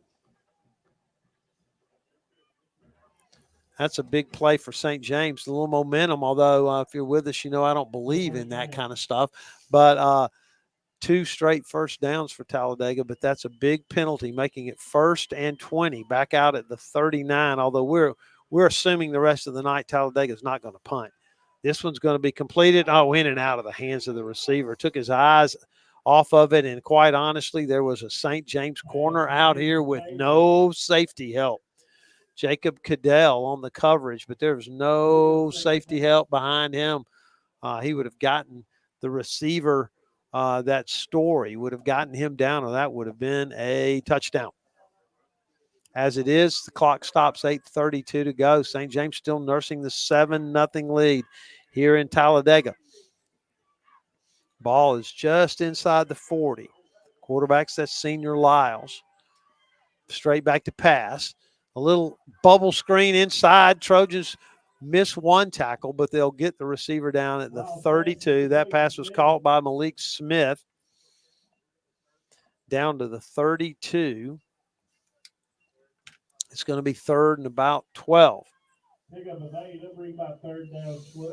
Ball on the far hash mark here in Talladega. Think they're going toward the south end zone unless I've gotten myself completely turned around, which is about 50% possible. All right, across the way on the hash mark, wide receivers a pair both ways. Blitz on the Trojans. They'll chase him all the way back to the 45 and drop him, and it'll be 4th down there. Nice tackle by Dylan Hines. It's a big, big loss for the Trojans. Hines at defensive end position, and I think we are going to see a punt, JR. I said no punting allowed, but I think they'll punt it here on what is 4th and almost 20. I would think so. Looks like a punt, and St. James may be able to get some return and get it outside the 20-yard line if they can. Corley's back returning the punts tonight, not Tabor Alford. The Trojans, several players limited in their action tonight. The snap is low, caught on. This kick is going straight off the side of the foot of the kicker. It will take a Talladega bounce, and the Trojans will get it at their own 28. That's punt 1 of the night. Trojans start now their own 28. This is possession 4 for the Trojans. St. James again scored on the opening possession, 29-yard touchdown run by Pruitt Connor. Then took over at the Talladega 28, missed a 42-yard field goal, and was stopped on 4th and short on the last possession. And now a flag before St. James can break the huddle. It's a sideline warning against St. James. You know, back in the Montgomery Academy game, Montgomery Academy was actually penalized because of a sideline warning. Yeah, which tells me they were asked, not officially warned, but they were asked to back up 3 or 4 times. Here comes a blitz off the corner. Only 8 guys in the box this time. Sprinting outside Pruitt Connor. He cuts it back into traffic. Pickup of maybe 3 or 4. 6:47 to go. We'll get a heat timeout here in a minute, alerting our stations up and down the line of the St. James Radio Network to be ready for a break. Trojans lead 7-0. Michael Hassel will bring the play in for St. James. Chase Perry in the shotgun now. We didn't expect to see St. James in the gun much tonight, but it's been about half under center, half in the shotgun. Pruitt Connor to his right. A little fake. Sprinting now, flushed out of the pocket is Perry. He's going to get a yard or so, and here's a flag behind the play. We'll see what the call's going to be. Would be third and about 7. We've got a block in the back against St. James. 6:06 to go in the first half. Trojans lead 7-0. We talked a little early about the penalty issue, JR, because I think that's mark-off number 5. That's correct. 30 yards. I'll take this one all the way back inside the 20 to the 19. It will be second down, though. I expected the heat timeout right here. Not going to get it. 6:06 to go in the quarter. Ball at the Trojan 19. 3 wide receivers out there, plus the tight end for the Trojans. Perry's in the gun.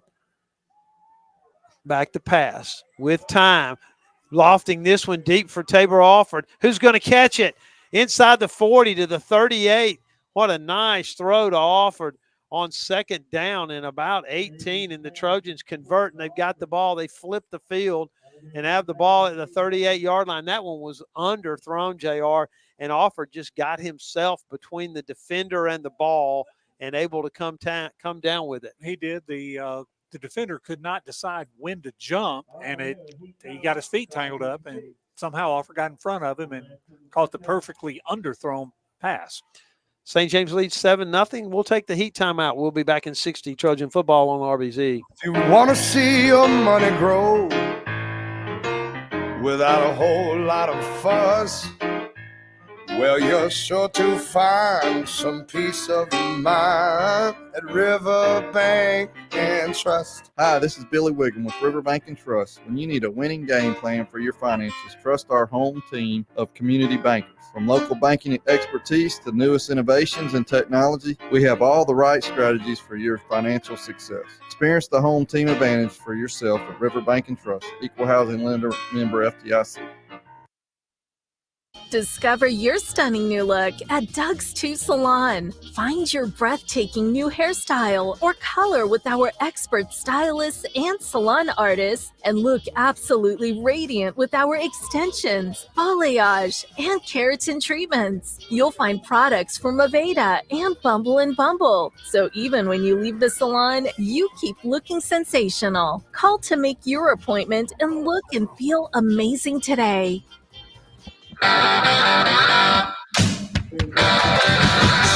Well, first down, Chase Perry pulled out from under the center a smidge early and fumbled the football, but it bounced right back up to him. He scooped it and picked up 2. It'll be second down and 8. The ball right in the middle of the field between the hash marks. Trojans in their blue pants with white and gold trim. White jersey with those navy blue numbers. Tabor Alford in there wide here to the short side or the near side of the field, along with Braylon Corley. Slot to the right, Jackson Clifford. Back to pass with time. Perry rifles this one and a little high and outside and incomplete. It'll be third. Ball at the 38. He rushed himself a little bit there again, had plenty of time. And had an open receiver, just a little overthrown and to the wrong side. Corley had curled in a bit, and it was toward the sidelines.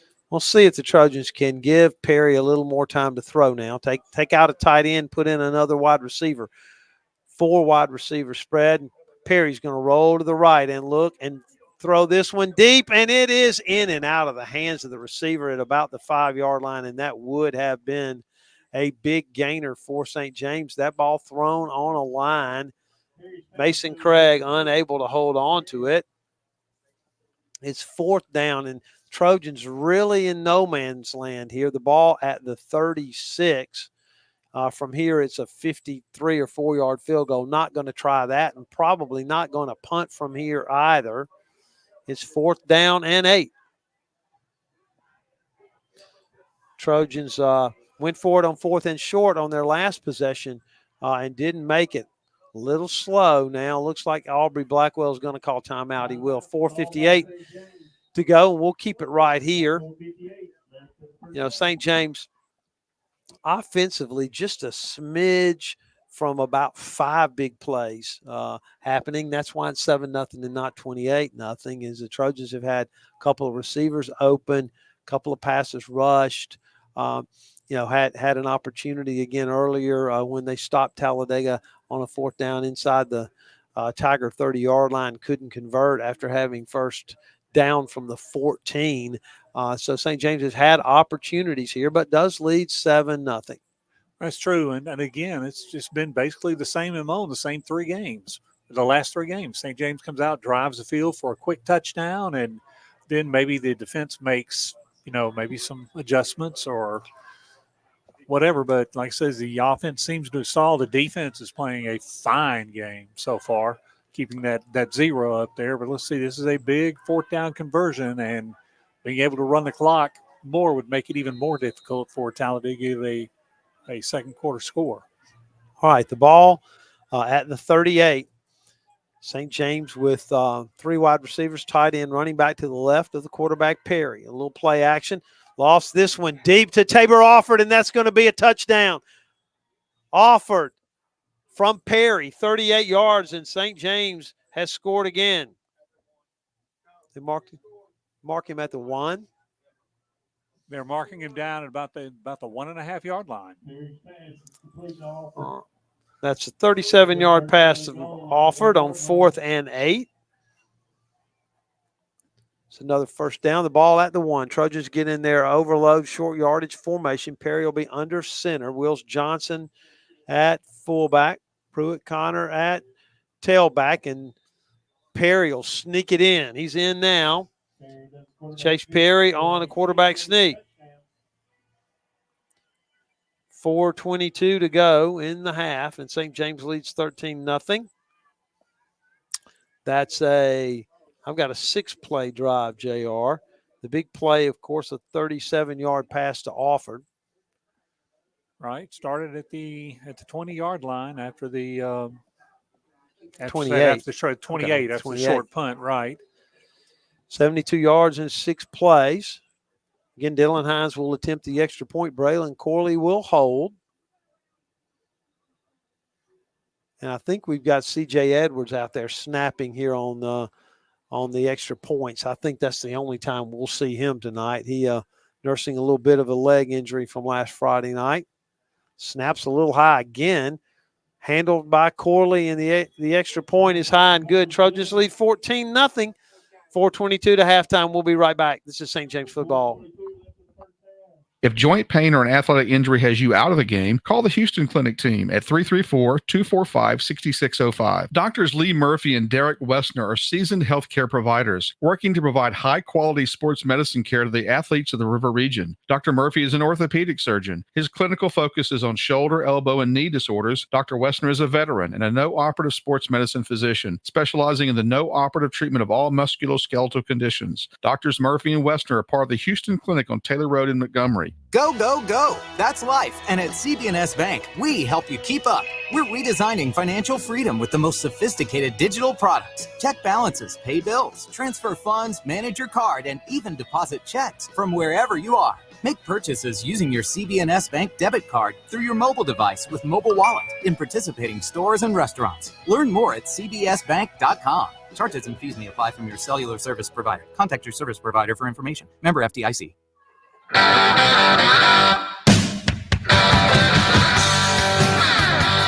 That Trojan touchdown drive again, 6 plays. A big completed pass to Tabor Offord. Actually 7 plays because there were 2 completions to Offord on that drive. One on a big 3rd down and then another on 4th down. Hines will boot it away for St. James. 4:22 before halftime. This one's going to be taken at about the 10. Running to the near side. They'll blow this one dead. He caught it on his knee all the way back at the 10. That's what happens when you turn your head away from the play to try to get the number of the return man. You miss all the real action. And now we'll see if St. James can, get a 3 and out perhaps, and get the ball with 3 minutes to go and perhaps, add to their lead. Field position certainly in their favor right now. That's right. The ball, just the nose of the ball touching the 10-yard line. Don't see that very often. A kickoff fielded on your knee. Hands over the ball. The big center for Talladega. Sprinting to the outside. Better defense. Moten carrying the football. Miles Zakowski made the tackle. The best linebacker name in all of high school football, Miles Zakowski. No doubt. Either play linebacker for St. James or for Notre Dame with that name. I think Miles is going to have to grow a bit if he's going to go to South Bend. But a nice play, dropped him all the way back to the 5.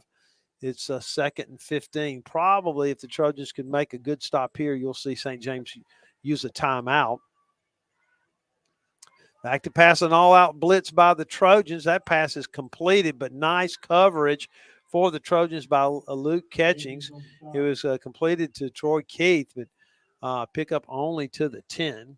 And it's going to be 3rd and 10. St. James is going to let the clock run. Bring up 3rd down. All right, it's 3rd down and 10. Clock's going to be inside 3 minutes when it's snapped. Motion across the formation by Talladega. Trojans backing out of there. This one's going to be thrown, caught, but it's going to be way short of the first down, out to about the 17. Pass is good. Smith. Tackle made by Andrew Shalana. All right, it's going to be 4th down. Good spot for Talladega, but it's 4th and 2. I don't think they can afford to go for this deep in their own territory. The score 14-0. Clock runs at 2:30. St. James opts to save their timeout. Quarterback's back there in punt formation this time. Different punter. The ball's between his legs into the end zone. The Trojans will chase him out of there, and he will wisely throw a pass, but there were 3 or 4 linemen downfield not called, and the Trojans will get the ball there after what will be a failed 4th down attempt. It looks like they're considering calling intentional grounding. He's got the flag in his hand. Officials talk about it, and there it goes. And if it is grounding, then that would be a safety because he was in the end zone. They'll talk about it here. We'll see. After they get it all sorted out, the snap was low, and the quarterback tried, who was in punt formation, tried to field it, and it took a bad hop if he was playing shortstop, and it missed his hands. Actually, it might work out in St. James' favor. It looks like they're going to spot the ball at the spot of the foul and then half the distance. So he was not in the end zone. He was at the 6-yard line, so they're going to get a 3-yard penalty and a loss of down, and St. James will be first down from the 3. Wow. It appeared to be a smart play because he could have knocked it through the end zone for a safety, or certainly a St. James player could have fallen on it. So doing the pass was good. It's just there was no receiver, as you would expect, to be anywhere in the distance as they were in punt coverage. All right, St. James will have the football now. After we sort all that out, they call intentional grounding on the muffed punt snap. Then mark off half the distance to the goal from where the quarterback threw the football. And St. James now with it at the 3. Perry under center. He'll toss it out here to Pruitt Connor. He made a man miss in the backfield. Diving, touchdown St. James. Pruitt Connor running off right tackle, his 2nd touchdown rushing of the night. Trojans lead 20-0. 2:06 to go in the half. That's about as short a touchdown drive as you're going to see. 8 seconds worth. And that probably was more like 4 seconds worth and a little extra off the clock. Again, Hines will attempt the extra point. Corley holds. And that is again C.J. Edwards in there to snap it for the Trojans. Hopefully he'll be back and ready to go next Friday night. Snap again's a little high, but it's handled by Corley, and the extra point is good. Trojans 21, Talladega nothing. We'll be right back. St. James football on RBZ. Adams Drugs is proud to be a sponsor and partner with the St. James football program. We have served families of the River Region for over 62 years. At Adams Drugs, we take pride in our excellent customer service and our commitment to the community. We offer wellness screenings, compounding, immunizations, a specialty pharmacy, and delivery service, just to name a few. Let Adams be your pharmacy choice. Visit us at adamsdrugs.net for the location nearest you.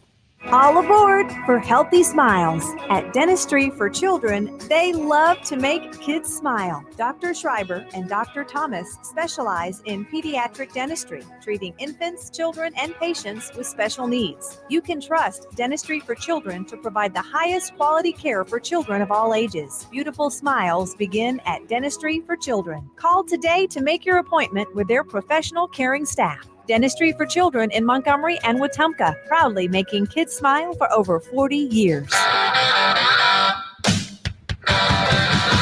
James scored again to 21-0. Trojans scored 2 touchdowns in 2 minutes and 14 seconds.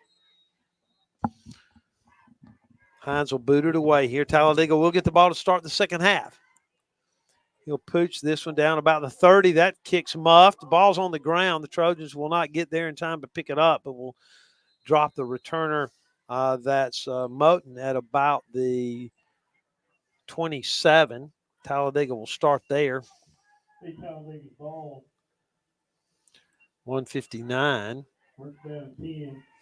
for halftime. Again, stay with us for the Trojan Spotlight as we'll again take a look at activities going on around the St. James campus.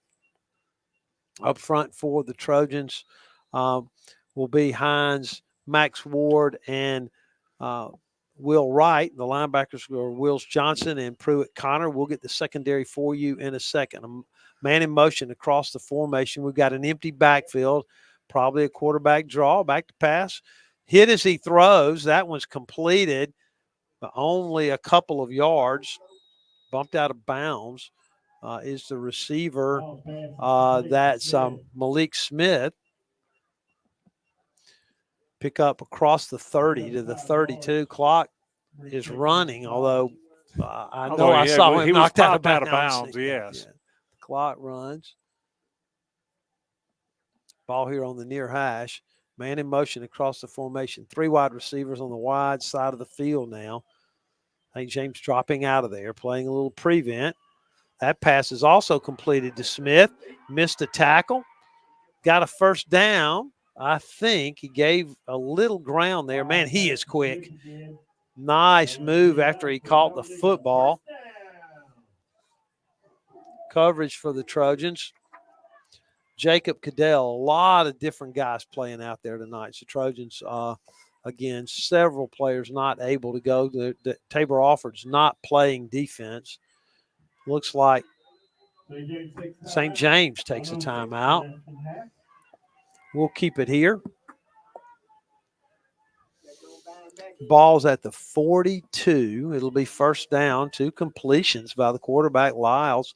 Who's played a nice game here in the first half. Trojans had a difficult time bottling him up on the first couple of series, and he's thrown the football well. Right. He 3 incompletes to start the game, since then 8 for 9. Wow. No long completions. None. There was the one long one, but he's been on target, and his receivers have helped out by not dropping the ball. That's right. For a couple of the first passes,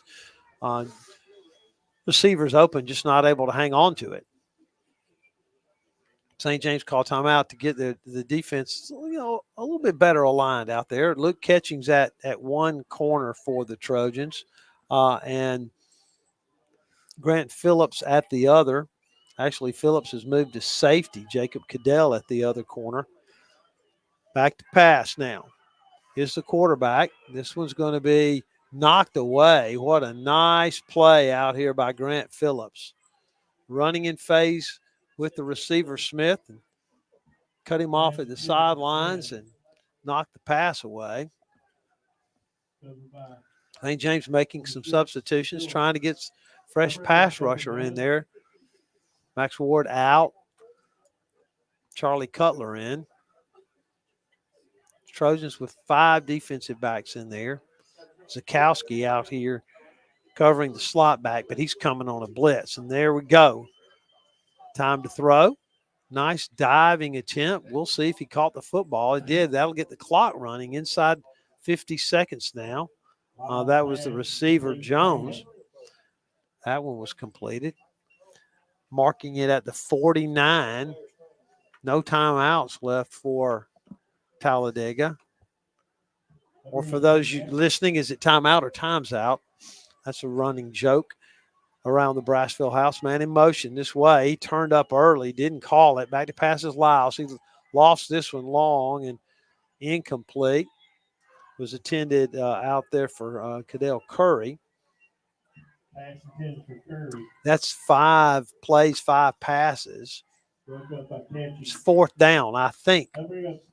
19 seconds. Trojans hold here. You get the ball at midfield. You might be able to throw a couple of passes into the end zones. This is a big, big play. Might be one of those occasions I was about to say they run the football, but maybe a quarterback draw with Lyles. Get the clock started. We'll see. Inside linebackers coming. Back to pass. Chased out of the pockets. Lyles, he broke containment. He's got the first down, and then he runs out of bounds. First down.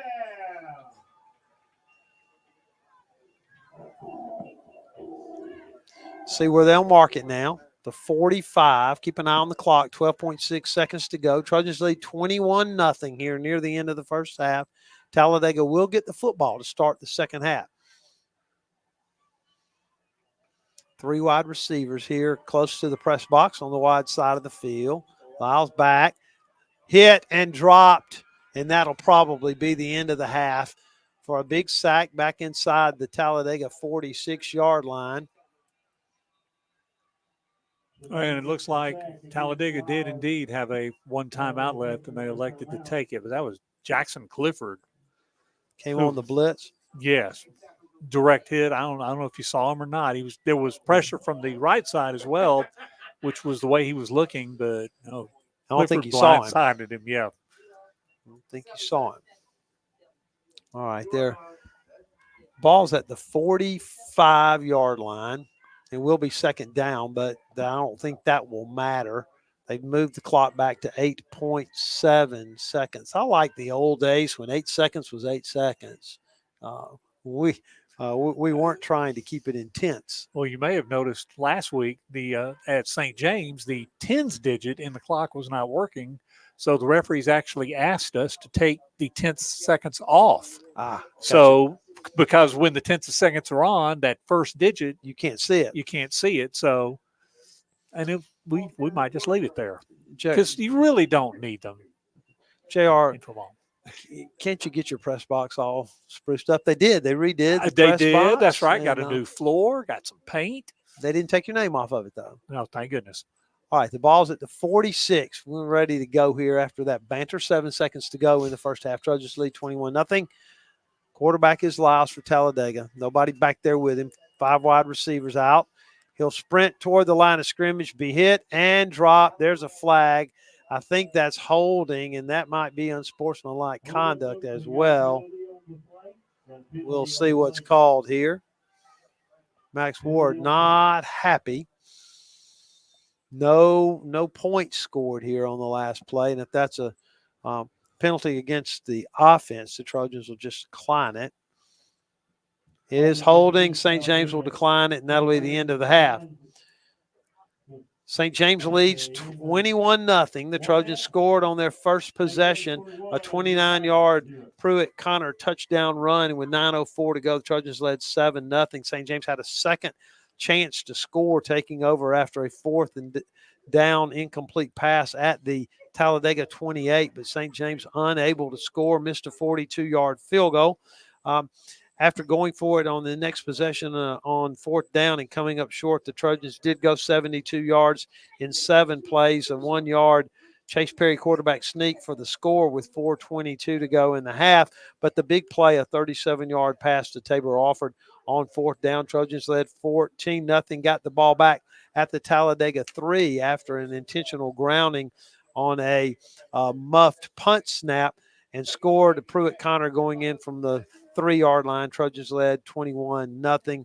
Talladega able to complete on their last possession 4 of 6 passing, but unable to get any closer than the Trojan 45. And St. James leads here at halftime 21-0 in another important region game.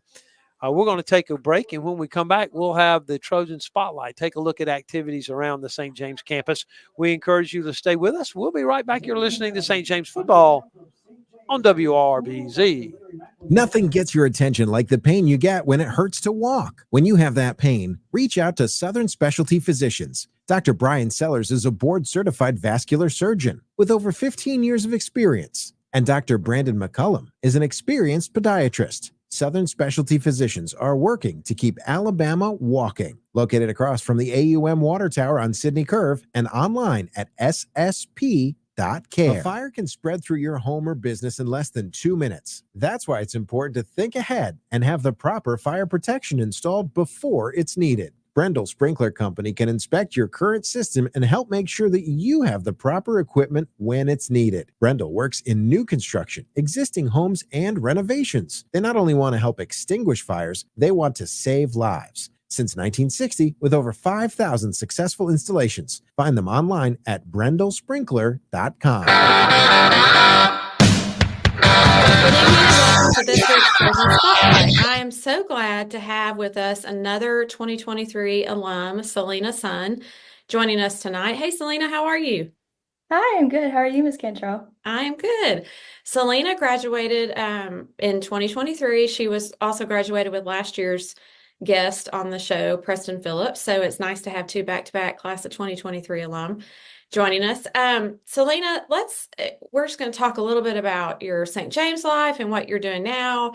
And we'll just jump right in if that's okay. Yeah, sure. Sounds great. Okay. You started in St. James in K3, right? That's right. Okay. Tell me a little bit about your long experience at St. James. What was it like and what were some of the things you were involved in? Yeah, so I started when I was 3 in K3, and it was really great to grow up with a lot of people from my class. I think that was an experience that some people just don't get to experience just because they move around. And I could tell you so many things about some of the people in my class, and I just really find that awesome.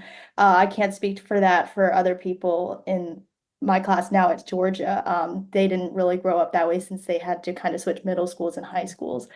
And so I just kind of experimented throughout those 15 years, doing extracurriculars. I think I was involved in orchestra, band, and choir throughout those 15 years, which was really great for a musical experience. And then pretty early on, I think in middle school, I started getting into math extracurriculars all the way from, I think, 6th grade to senior year of high school. And so I think those two, math and music, were really my main kind of things I was involved in throughout St. James. But I was also really involved in community, I think, just kind of participating in those traditions that St. James has, and going to football games and just having a great time, really being a student at a school instead of a student at a college. That's awesome. One of the things I always loved about you was we talk a lot about whole child and wanting to challenge our students academically, socially, emotionally, everything. And I always observed you really jumping into every aspect of the school and really trying to make the most of it. And I loved that. You mentioned community and I'm going to toot your horn for you here. You were a National Merit Scholar from an academic side. You also, I believe, were a math state champion on the math team, correct? That's right. That's right. And this past year, they won it for the 3rd year in a row, which was awesome. Yeah, I saw that. I thought it was great. Okay, let's see, you're at Georgia now. Talk to us a little bit about what Georgia's like. What are you doing? What are you involved in and some of the things that you're doing there? Yeah, well, Georgia versus St. James is really different, just in terms of people, because there's, I think, around maybe 1,000, maybe a little less students in just the high school of St. James, or I think in St. James in general, and there are 40,000 people here at Georgia, which Wow. means a lot of competition in terms of getting housing, in terms of getting parking in classes as well. I am in the honors college in Georgia, which is great. So I have a leg up on some other people in terms of picking classes, but everything else is kind of fair game. So it's you versus 40,000 people. And so I've had to adapt to that. So that is definitely a big change. And college life in general, I think, is just a big switch from elementary, middle school, high school, all of those things, just because you don't have someone immediately caring for you and telling you to do all the things that you kind of take for granted when you're just under the care of a parent or guardian. But in Georgia, I'm still in music. I do a cappella kind of on the side. And then I am pre-med, so I do a lot of medical related extracurriculars. One of them is a group called Friends of MSF. MSF stands for the French version of Doctors Without Borders. And so we help the international organization Doctors Without Borders. We help fundraise money for them so that they can help tend to world-related health crises.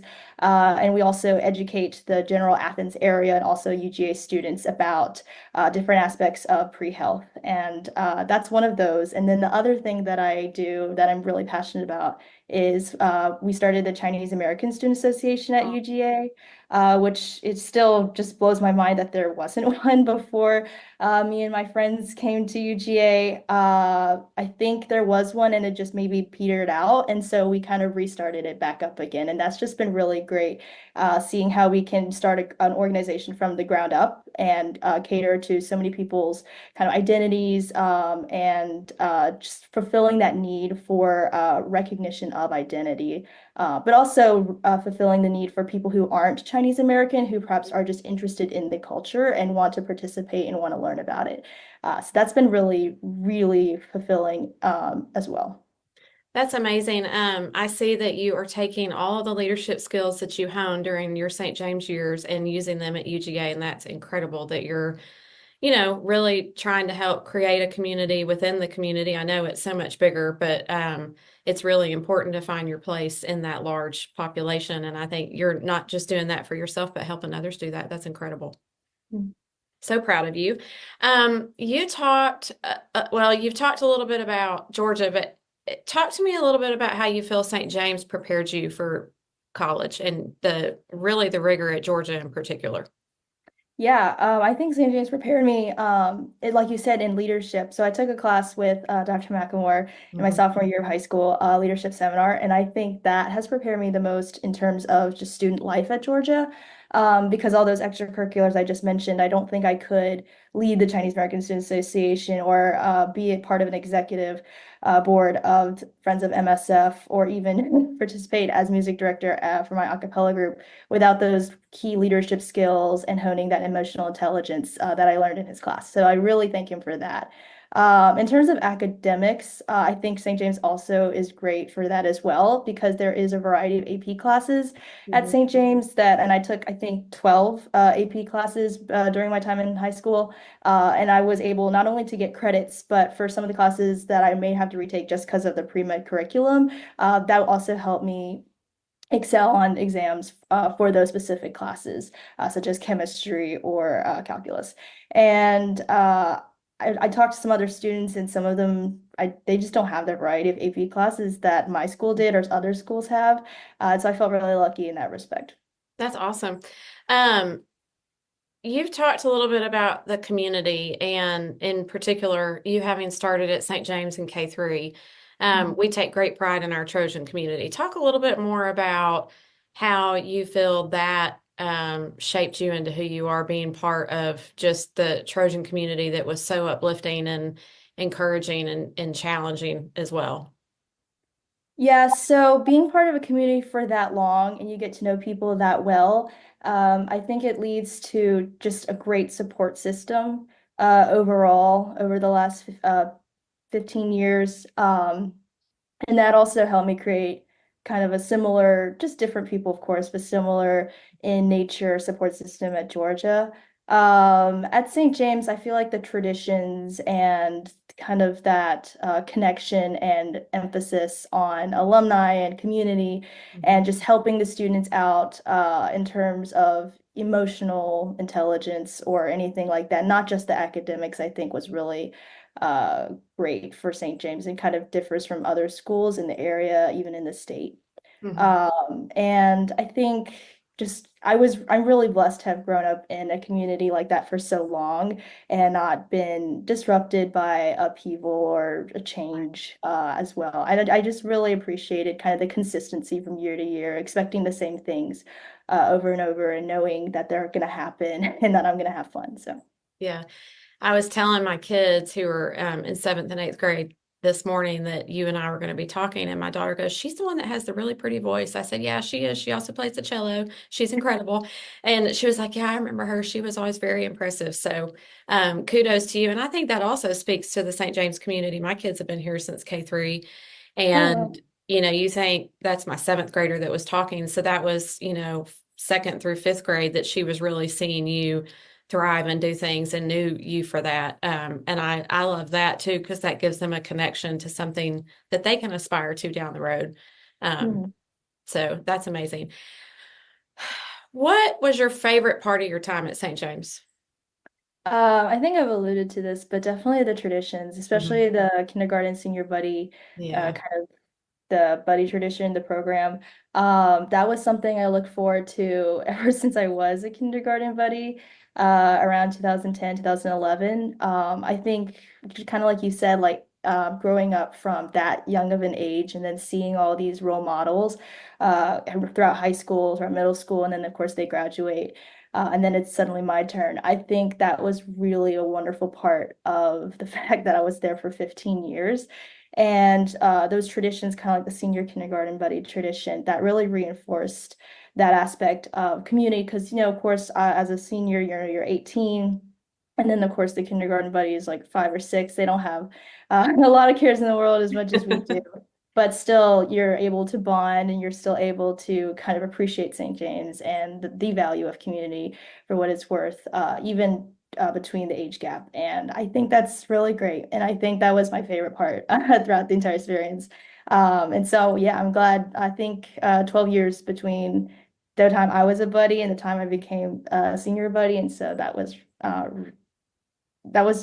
in just wonderful to experience that twice. Yeah. Last question I'm going to ask you. I'm going to ask you to channel back into your St. James student ambassador days. If somebody asked you who was looking at St. James for it as either a student looking to come or a parent looking for their children, what would you recommend? What would you say to them?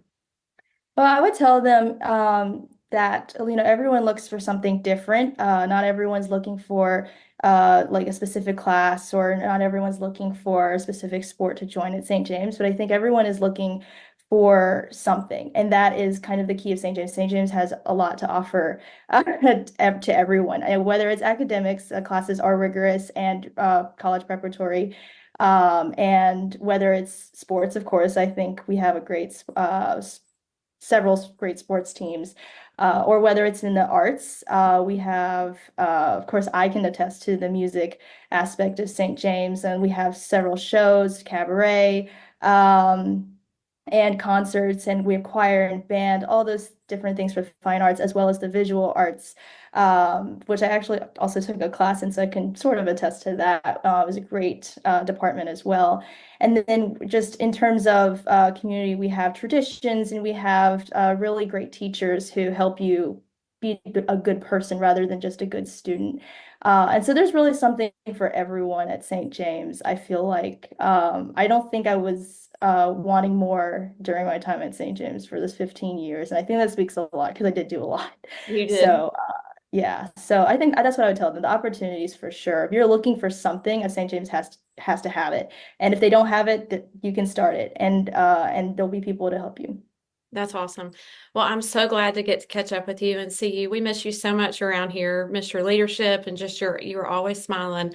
Thanks for joining us, and I hope you have a great rest of your year at Georgia, and go Trojans.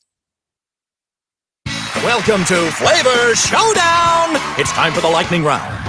A snack that's actually a meal. Zaxby's Big Zax Snack? A superhero would have this superpower. Grilled chicken sandwich vision! Now your favorite Zaxby's meals are only $5.99. The Big Zax Snack, boneless wings, chicken sandwich, chicken finger sandwich, or the grilled chicken sandwich meal, each served with crinkle fries and a 22-ounce drink. Zaxby's, friends, family, flavor. Limited time only. Participating locations only. If you want to see your money grow without a whole lot of fuss, well, you're sure to find some peace of mind at Riverbank and Trust. Hi, this is Billy Wiggum with Riverbank and Trust. When you need a winning game plan for your finances, trust our home team of community bankers. From local banking expertise to newest innovations in technology, we have all the right strategies for your financial success. Experience the home team advantage for yourself at Riverbank and Trust. Equal housing lender, member FDIC.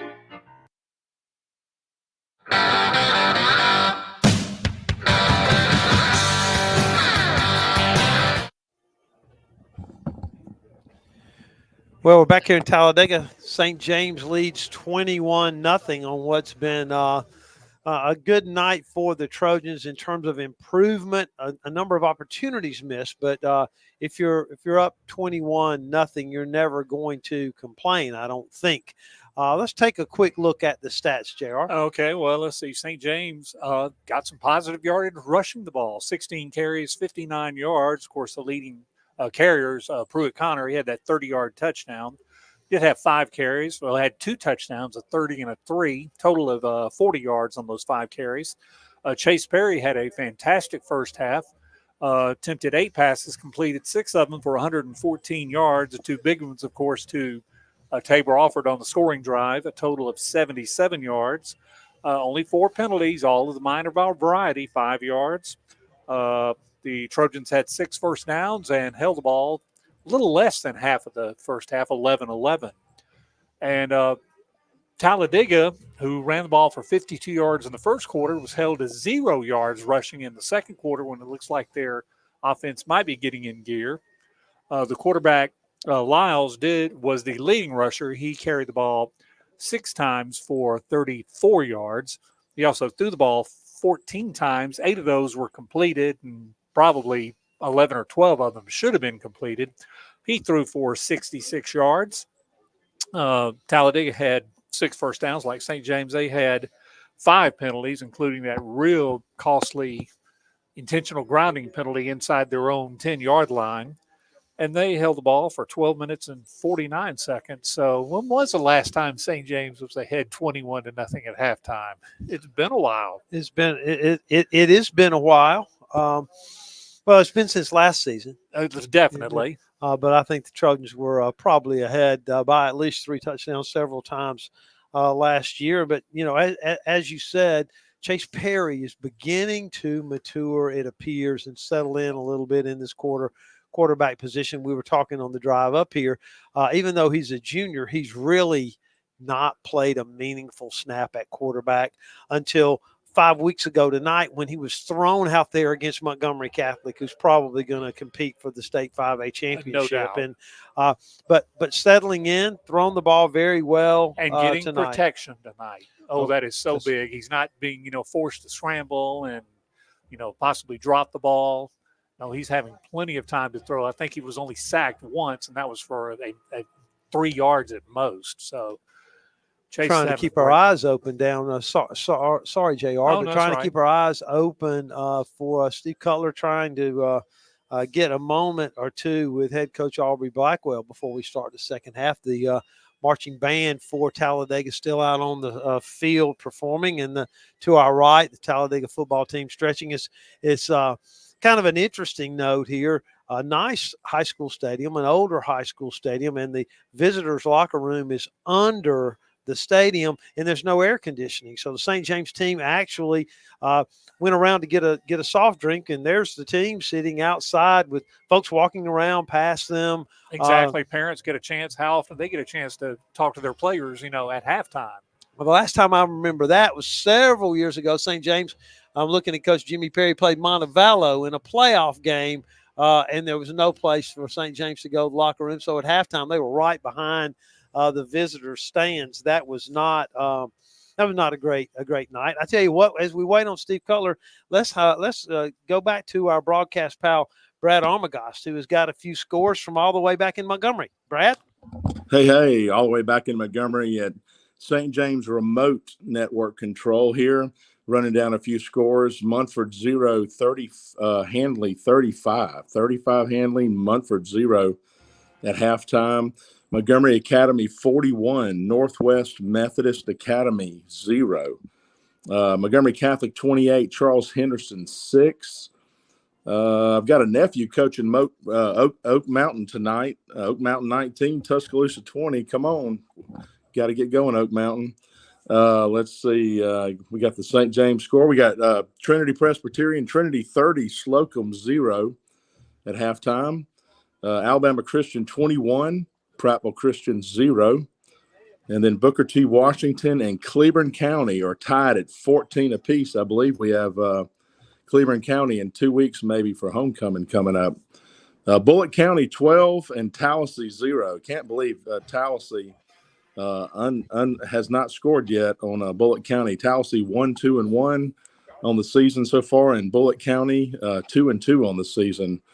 And I think I had one more score I saw of interest up here at the top. I'm sorry. This is way up in Northwest Alabama. I got another nephew coaching at Central tonight. Central 13 and West Limestone 0. So the Armagost and Chandler family coaching in the high school ranks and doing okay tonight. Sonny, kicking it back to you. Thanks very much, Brad, for a look at scores as we get ready to start the second half. And I think Steve Cutler is with head coach Aubrey Blackwell. Steve? All right, Coach, coming out of the locker room, got a lead 21-0. Give us your thoughts. Well, a lot of great big plays there in that game in the first half, and our playing good on defense. What we got to continue to do, not controlling the line of scrimmage like we want to. Challenge the offensive line just there and coming out of halftime. We got to run the ball better. But we are resting a lot of guys tonight and some guys that are not playing. But I'm proud of how our guys are fighting.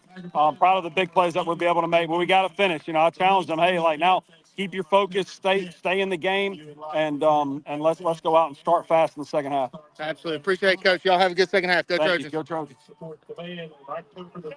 Steve, thanks very much. And Brad, we appreciate it. We'll stay in contact with you as we march through the broadcast tonight. Trojans lead 21-0 at halftime.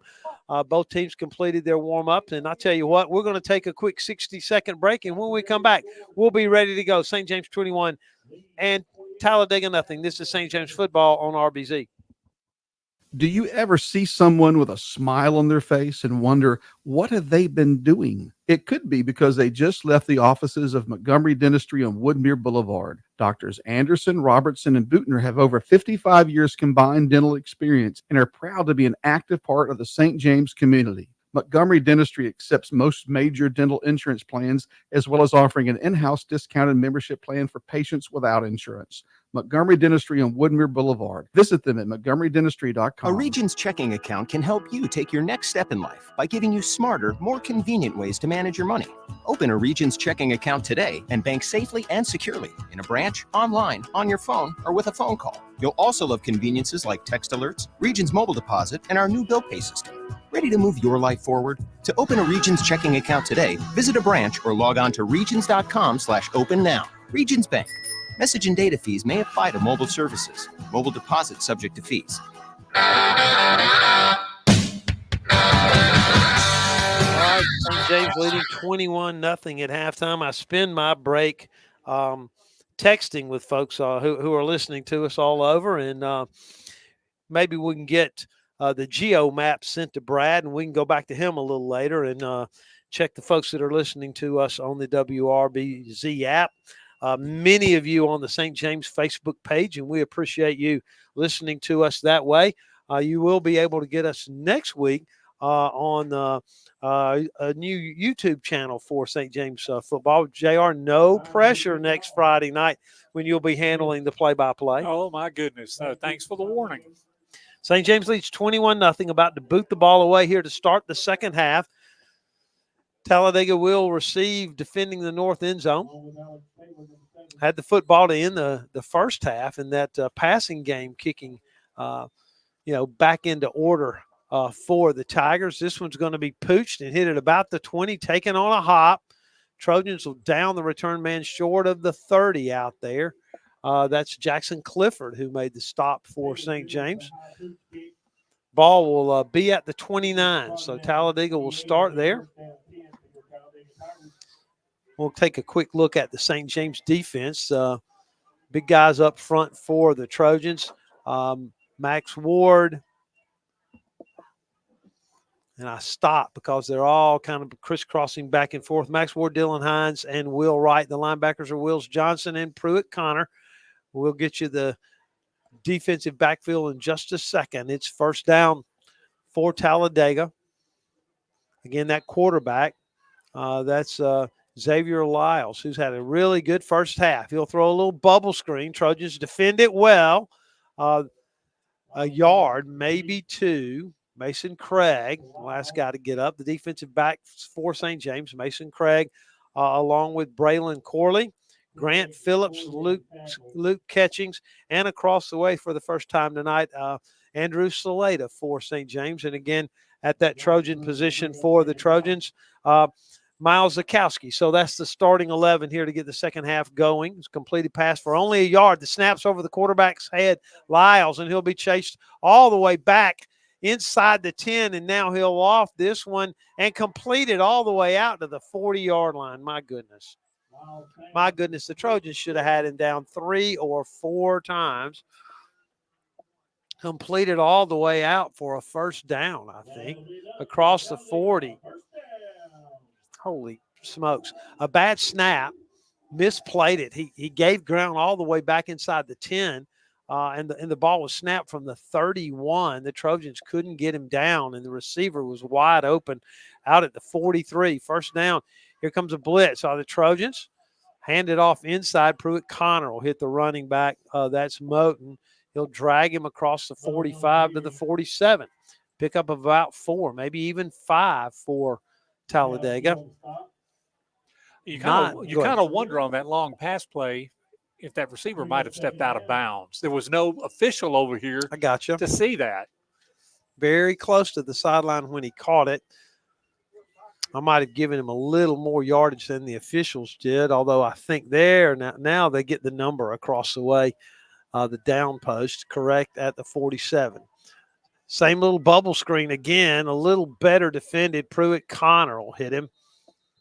That's wide receiver out there for Talladega is Smith. He's caught about 5 or 6 passes. He's a little slow to get up. 8 catches. Definitely Lyle's favorite receiver tonight. Although that one was for a rather short game. All right, the ball's at the 49. Lyles is still in the gun. 3rd down and 4. Here comes the Trojans. Chasing him out of the pocket.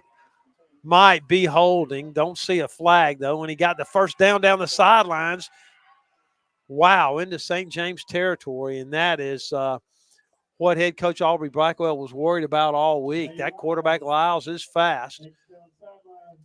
Trojans couldn't quite get their hands on him. Had him inside the pocket. 9:34 to go in the quarter. Trojans lead 21-0. But Talladega is driven from their own 29. They have the ball at the Trojan 30. Lyles with that's Moten to his left as a running back. 3 wide receivers. Snaps on the ground. Lyles will fall on it, a loss of a couple. That's really the second ineffective snap on this drive. Well, of course, the last play when they got a bad snap was a very effective play as Lyles scrambled, eluded the St. James defense, completed a pass out across the 40. They'll mark it back out to the Trojan 32. 2nd down and 12. St. James walking up on the outside, and here comes the outside blitz. Chased out of the pocket is the quarterback, Lyles. They're going to call this one back. That's holding, no question about it. Lucky that St. James defender wasn't injured. They'll call that a chop block. I think that was Dylan Hines that got hit. Blocked below the knees. Yeah, that was a vicious block, but just very painfully obvious, and the referee couldn't get his flag out of his pocket quick enough. And that's way behind the line of scrimmage. So if it's from there, it's going to be about a 20-yard net loss on that play. That is a chop block. The flag is at the 41. That's a 15-yard penalty. That'll be, he only marked off 10 yards back to the 49. But it's second down and almost to Childersburg. I'll just run it straight off left tackle. The Trojans will defend that well. Only a gain of about a yard, looking for the last guys to get up for the Trojans. That's Zakowski and Max Ward across the way. This will be play 7 here coming out of halftime. Trojans lead 21-0. The clock down to 8:30 to go. And I think they may have gotten St. James for that second sideline warning. They did. It's just a 5-yard penalty. It'll be third down. I don't think they get the down over. It's a dead ball foul. Okay, it's third and 10, 20, about 27 or so. Empty backfield now. Back to passes Lyles. With time over the middle, short hopped and incomplete. That's his first incompletion of the half. First 3 were caught. We assume this is a punting situation for Talladega, but the quarterback is the punter, so stay awake out there. Braylon Corley, first time that he's returned punts is tonight. Tabor Alford has handled the punt returning before tonight, but though he has 3 catches, I think, on the night, he is still nursing a bad ankle and not playing any defense at all. This one's booted away off the right side of his foot, but it's going to take a great Talladega bounce. Go out of bounds at the 19.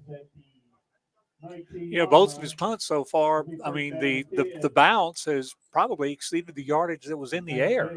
No question about that. Especially the first one. Hit about 5 yards past the line of scrimmage and then bounced probably 25 yards forward. See if we can get the St. James offensive line starters for you again. That Warren Skelly's still out there at center, held up in the first half just fine. Thank you very much. Will Steenwinder at 1 guard. Will Wright at tackle. Caleb Green at the other tackle, and we're trying to get you the other guard, and I think that'll be everybody. In the gun is the quarterback, Chase Perry. A little play action. He'll throw this baby long, and it is caught by Tabor Alford, and that's an 81-yard touchdown pass, and Trojans lead 27-0. He threw that one as far as he could. Oh, yeah, that one had 60 yards in the air. And Alford was 6-8 yards past 3 different defenders. Perfect throw, perfect catch, perfect touchdown. 7:49 to go. Alford's not going to break his school record of 18 touchdown catches from last season. He's not going to get there, I don't think, but that was a pretty one. Way behind the defenders. And we apologize that I didn't get the camera moved in time for you to see him catch the ball. But right in stride, Trojans lead 27-0. Hines will attempt the extra point. That's being a little more efficient on the offensive side of things for the Trojans. I'm not exactly sure what the confusion is. Oh, they're calling for the chain. The chain guys were all the way back where the ball was. The snap of the previous play, all the way back at the Trojan 19, and they're waiting on the chain guy to come from the 19 all the way down to the 3 on the other end of the field. He was jogging for a moment, and he's walking now. And they're going to go ahead and snap it anyway. Don't know why they made him come all the way down there. But anyway, snaps a little high. Again, doesn't matter. Again, Braylon Corley puts it down. Dylan Hines kicks it through. Trojans 28, Talladega nothing. You're listening to St. James football on RBZ. Hi, Montgomery County Probate Judge J.C. Love here. I want to wish the St. James Trojans an exciting and successful season. We're cheering for you every step of the way. Go Trojans. And while you're gearing up for the games, don't forget to protect what's important off the field too. Our REACT program helps safeguard your property from fraud and theft. Visit our website or call us today to learn more about REACT and how you can protect your home and investment. Let's have a great football season and a secure future. Go Trojans. Need a little good news in your life? Well, here's the deal. State Farm has new, lower car insurance rates in Alabama. So now you can get the great service and convenience of State Farm agent Brett Honey at an even better price. That's right. State Farm can help you save more cash and get the good neighbor service you deserve. It's the real deal for car insurance. State Farm agent Brett Honey is ready to help you save, Montgomery. Call my office today at 334-272-8423. That's 272-8423. Like a good neighbor, State Farm is there.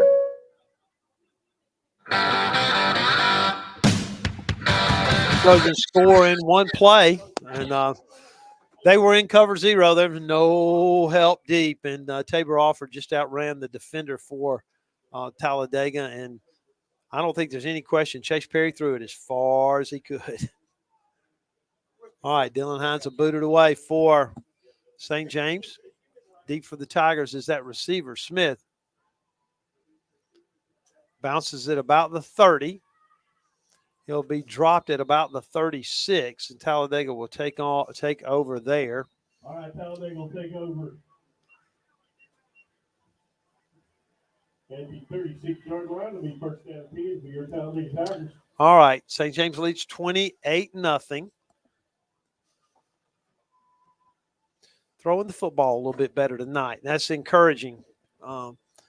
Big one next Friday night. You make sure you join us at 6:15 as we'll get things going. Get a football in the air. It's at 7 o'clock inside the bypass as St. James will be taking on Trinity. But a little business to finish here tonight, 7:42 to go in the third quarter.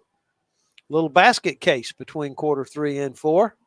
Jimmy Perry excited about that. It's the only reason he came with me tonight is to get to hear basket case. Don't report that to anybody in Auburn. This one's going to be tipped in the air and incomplete. And for a second, I thought that the defender out there for the Trojans, Luke Catchings, might have had his eye on that one. Excuse me, that was Grant Phillips, who returned an interception for a touchdown last Friday night. Right, and Smith landed very, very awkwardly that time. He got right back up, but I mean, there was a half split and one knee on the ground, and you know he's a sophomore, but he is a very good-looking football player now. Yes, caught the football consistently all night. Off right guard, a little running room, but he got hit by Wills Johnson. That's Weaver carrying the football, lost his helmet, and Johnson just got a penalty for taunting. Would have been 3rd and 10. That's going to be an unsportsmanlike conduct penalty against the Trojans. A very easy call. He just raced in front of the Talladega bench and held arms, may have said something, but that's going to be a free 15 right there. First down Talladega. I don't know that I'm qualified to look at this geo map. You know, Brad usually handles these details. The top 10, let's see if I can figure out the international cities. Brad's ready to do that, and I'm going to leave that for him until we hit the next break. And we're getting close to the heat timeout, and he can tell us about our listeners on the app. Running straight ahead is that again is the running back Moten. He's going to pick up about 3 or 4. Will Wright at the bottom of the pile for St. James. Moten on the carry, stop by 55, Will Wright.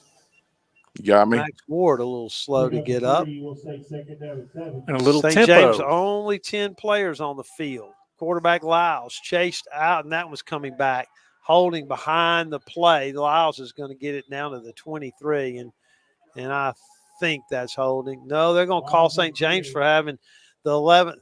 I thought that was the 11th man running off. 1, 2, 3, 4, 5, 6, 7, 8, 9, 10. 2, 4, 6, 8, 10, 11. So, nope, that is going to be another penalty for St. James. It's going to give Talladega the football all the way down to the 23. And, you know, a night where we were saying St. James was not being penalized very much, that's kind of all gone up in smoke. Right. Plus, they're going to get the 5 yards for the penalty added, so it's going to be Down inside to the red 19. zone. Yeah. Lyles in the gun, snaps a little high. He's going to pass this one out there for a touchdown. Completed to Smith for a touchdown. Lyles to Smith for 19 yards. Nice throw, nice play action. The corner for St. James came up. 6:32 to go, and it's 28-6. Extra point to follow here for Talladega. Stevens is the kicker. I was checking on that. You know, that's a 65-yard drive I've got in 4 plays. Right, 4 plays, 2 big penalties. The snap's low. The quarterback, Lyles, is going to run, toss the pass incomplete. And that is 5 straight extra points defended successfully by St. James. Trojans lead 28-6. Let's check in with Brad on the listeners on the WRBZ app. Brad? Hey, welcome from Remote Network Control here on the WRBZ St. James Trojans Global broadcast. We have folks listening, of course, in Montgomery and Selma area, in Portland, Oregon, Birmingham, Anniston, Tuscaloosa, Memphis, Tennessee, Washington, D.C., and Hagerstown, Maryland. Welcome to the broadcast tonight. And way out in Seattle, Tacoma, Los Angeles, California, Atlanta, of course, in Columbus in our backyard, San Francisco, Oakland, and San Jose area, and international cities like Zaragoza, Spain, and Lisbon, Spain, Warsaw, Hungary, Victoria and Toronto in Canada, Frankfurt, and all the way in China. And I'm not even going to try to pronounce that city in China, but thanks everybody for listening in. And also, in Singapore. Thank you for listening in on the WRBZ Trojan Global Network. Thank you so much. And Brad, thank you back in the control room. This is pretty cool. And thanks to Terry Barber, who is working overtime tonight, keeping everything going on the broadcast. And for whoever's listening in Singapore, we'll say good morning to you as it's Saturday over that way. St. James leads now 28-6. Nice drive there by Talladega. Good throwing and running by Lyles. He's a nice high school quarterback. Saleta take this one on the run near the 40, across it even to the 43. Trojans will start there. It was a short kick, and he took it at about the that's Jackson. That's Jackson Clifford on the return. 23, not 22. Trojans will have it at their own 43. 6:26 to go in the half. Chase Perry back out there. Trojans continuing to play 2 platoon football with their linemen, and so far so good. Not the biggest offensive line you're going to see in Class 4A, but running that, they're going to get in that single wing formation here.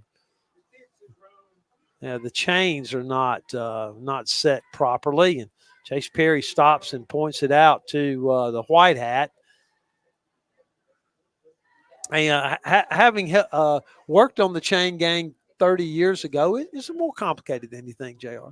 Oh, no doubt, especially those changing quarters and a situation earlier after an 81-yard pass, having to change into the fields in seconds. Pruitt Connor, outside, off right tackle, first down. Connor actually got some running room. Connor on the carry picks up enough for St. James first down. It's good to see him running. Was it 2 weeks ago? He had a bit of an ankle injury and got some good runs last night, but that touchdown run and that run, we need him at full strength. There's no question about that. Across the 50 to the 45 of the Tigers. First down, St. James. Scully out there over the football. Perry in the gun. Pruitt Connor to his right. 3 wide receivers here this way. Run the same play, but to the right side. Pruitt will sprint across the 30 down the sidelines, but this one's coming back, I think. There's a flag back at the 45, maybe holding for St. James out here on the edge on the wide receivers. That's going to be a big penalty. Would have had the ball inside the 25, and it's going to take St. James all the way back to the Trojan 45. Grant Phillips is going to give Pruitt Connor a little break out there at running back. I think they're saying that St. James actually was in an illegal formation on that play, had too many men in the backfield. So it is only a 5-yard penalty, thank goodness, but back to midfield. But again, in a 5-yard penalty, taking away a 22-yard play, that's, a negative net of 27 yards. That's not good.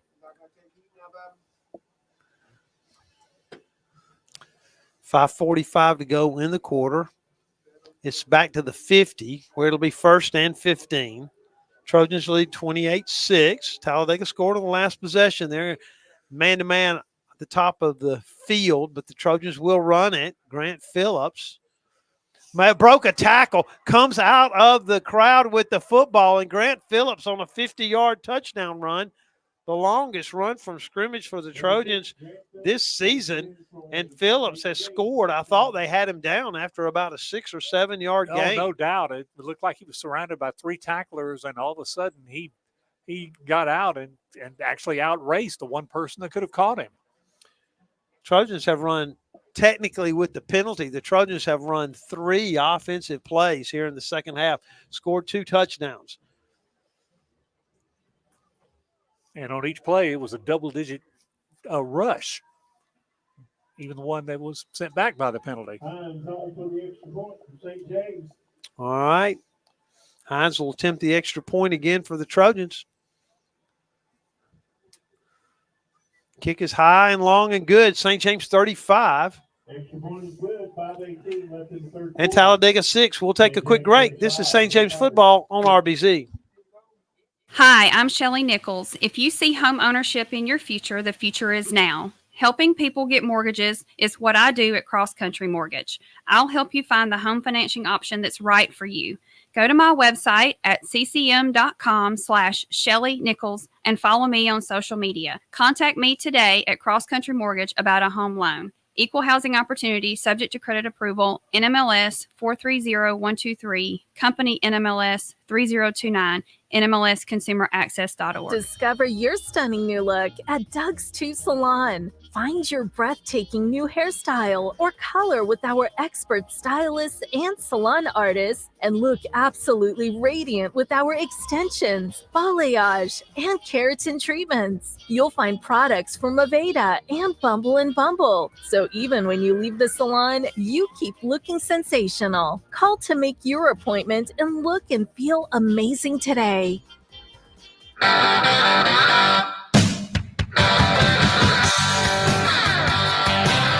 Don't know exactly what Aubrey Blackwell said at halftime, but he needs to go back and write it down. It's the Trojans offense, three official plays, one call back because of a penalty, 2 touchdowns. Now defensively, maybe Jeff Corley needs to change his halftime speech because Trojans gave up a touchdown on the last possession.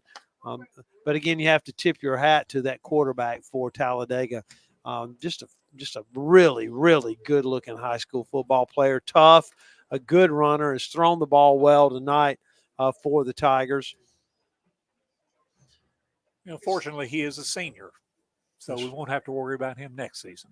I'm not sure if I've said this before or not, but you said before kickoff tonight that this is the first time St. James and Talladega have played in and how did you call it? A head-to-head meet in any sport. Might have wrestled in a meet with more than 2 teams, but or a track and field competition or something like that, but never head-to-head. Kickoff's going to be taken at about the 5. Zakowski and others, a tackle missed at the 40, out to the 50, and bumped out of bounds by Hines. Nice kickoff return by 10, number 10 for Talladega, who I don't have on the lineup that I printed. All and right. I'm not going to say what I can't. Absolutely, one of my 2 or 3 pet peeves of broadcasters referring to guys by their number.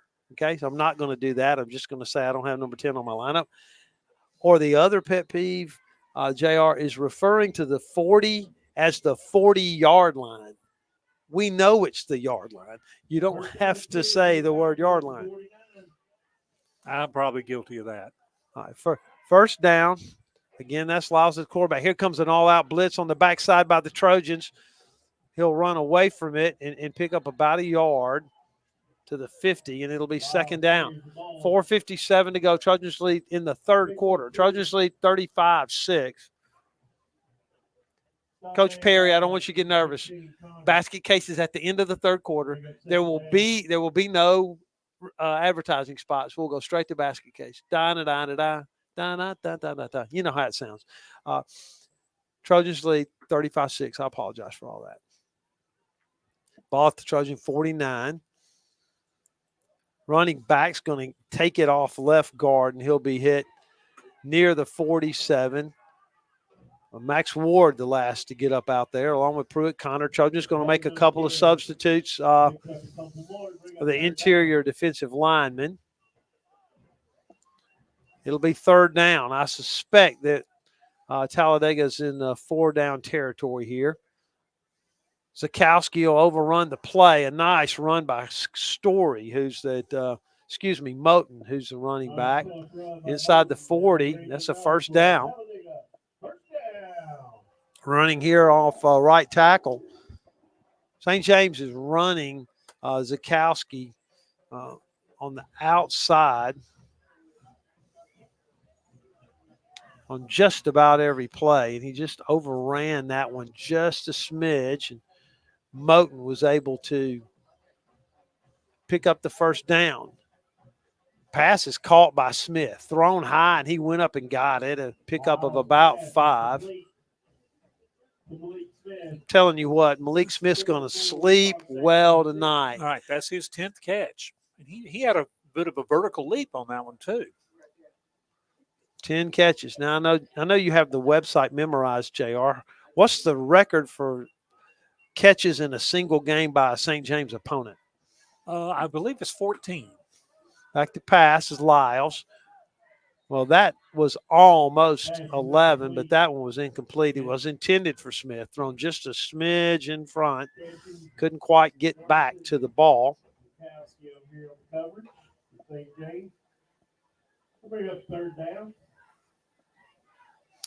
Third and about 7.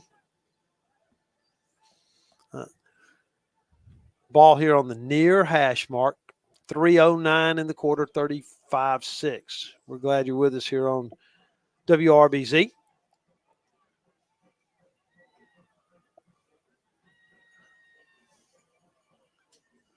Back to passes Lyles. He's hit as he throws, and that was high and incomplete. And it'll be fourth. I suspect trailing 35-6, you'll see Talladega go for it here.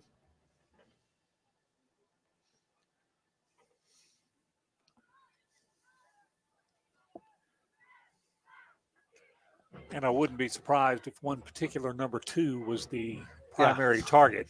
Yeah, that's Smith. If he doesn't throw it in Smith's direction, that'll be a story. Oh, they have switched to the other side of the field, though. So 4th and 7, back to pass. Chased out of the pocket is holding. This will come back unless the Trojans are successful in defending it. Pass is not caught, so let's make sure it's holding here. If it is, the Trojans will get the football. The signal is holding, and the Trojans held.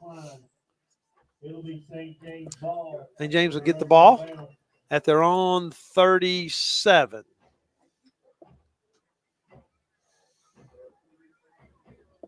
Actually, it's a 35.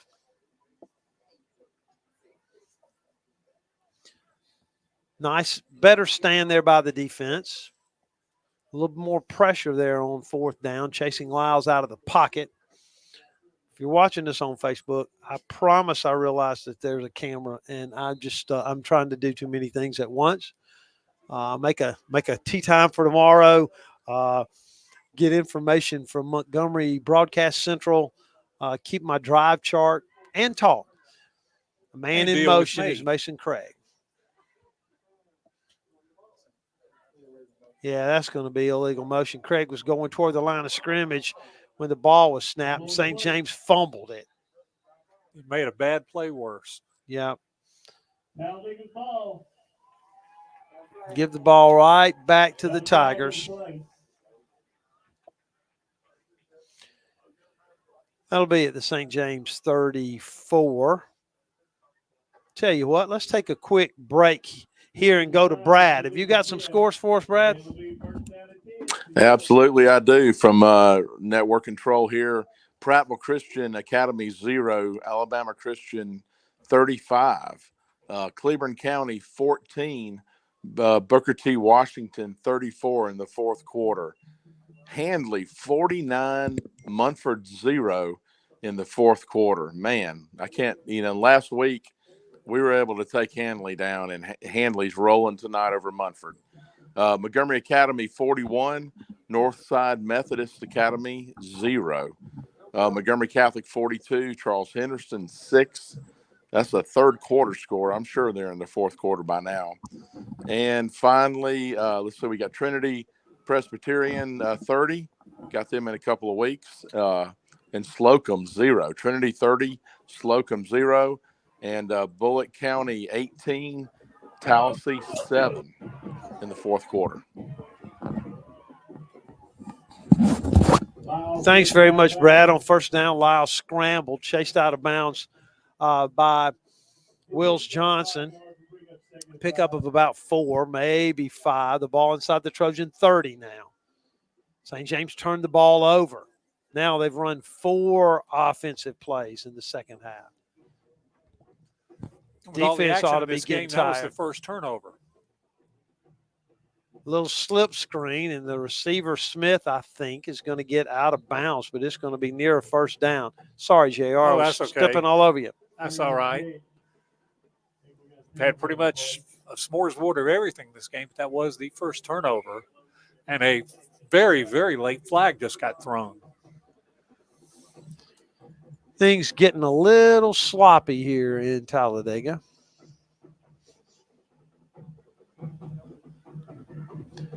They talk it over. If this play stands, it's going to be a first down for the Tigers. It's going to be personal fouls that are going to offset. I will say it's getting a little chippy. Let's see where they'll mark it. All right, so it looks like they're going to be offsetting penalties, and we'll replay the down. So it's third and about 4. Man in motion across the formation. This pass is going to be almost intercepted. Corley saw that one coming. A little slip screen out in the flats and got there just a half second late. It'll be 4th. Clock stop, 2:18 to go in the quarter.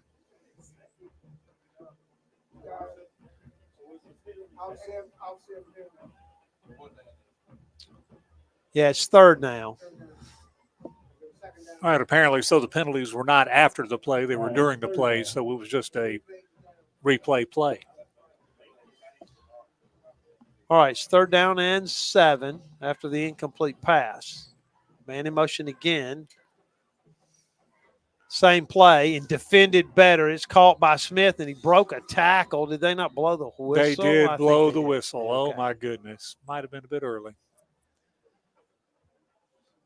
Defended well, and I think you're right. They blew the whistle just a smidge early. All right, they'll mark it back at the line of scrimmage. A loss of about a yard. So it's 4th and 7. Talladega went for it on their last possession and were held by the Trojans at about the same spot on the field, maybe a couple of yards closer to the goal, but about the same spot. See if the Trojans can hold here and get the football back and run more than one play. Back to pass is Lyles. Chased, made a man miss. near the line of scrimmage. And if this one's caught, it's a touchdown, but the receiver could not quite get there, and incomplete, and the Trojans will take over. I'm telling you, that quarterback is going to sleep well tonight. He has played his heart out. There's no question about that. St. James chased him all the way across the formation again, but he was able to get that pass off.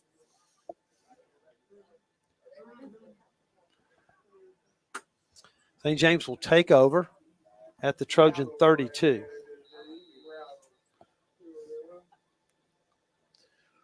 Hands under center now. Here's the quarterback, Perry.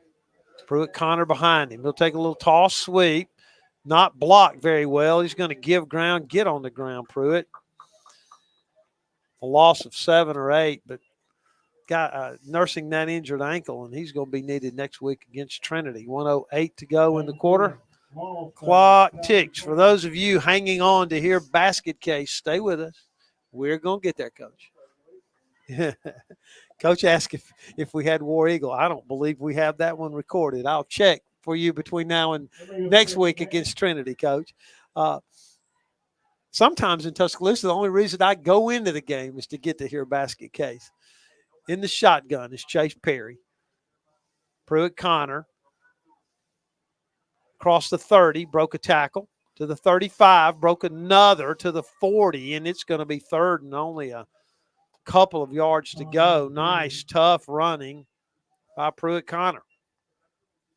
I'll mark it at the 40, and it'll be 3rd and 2. I'm not sure St. James will have to snap it. Also not sure why they stopped the game clock. I think the referee thought it was a first down. He was looking at the wrong yard marker. Didn't realize they there's a double stick sign that they give where they have before the play. Okay. Where they have their arms crossed. All right, now the clock's running. St. James does not. Yeah, they'll have to snap it here. One more play to go. 3rd and 2. Let's see if the Trojans can convert a first down here. Grant Phillips sprints to the corner. Got it. Phillips inside near the 50. First down, St. James. Blocked much better out there. Mentioned Caleb Green. He moved his man inside, and Grant Phillips able to step across, and that's a first down, Trojans to midfield, and I don't think they'll snap it. We're going to assume they're not. Enjoy basket case at the end of the 3. Trojan 35, Talladega 6, St. James football.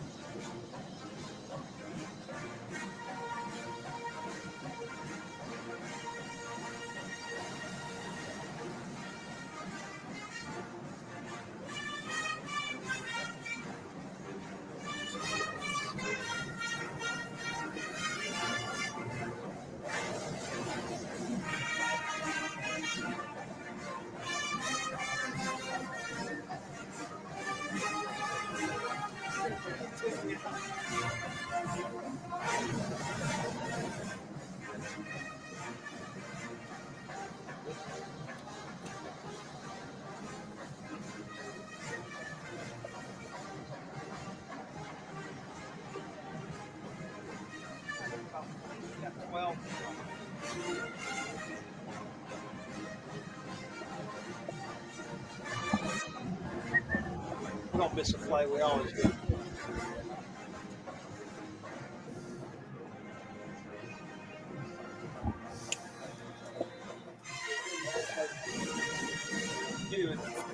Yeah, absolutely wrong play.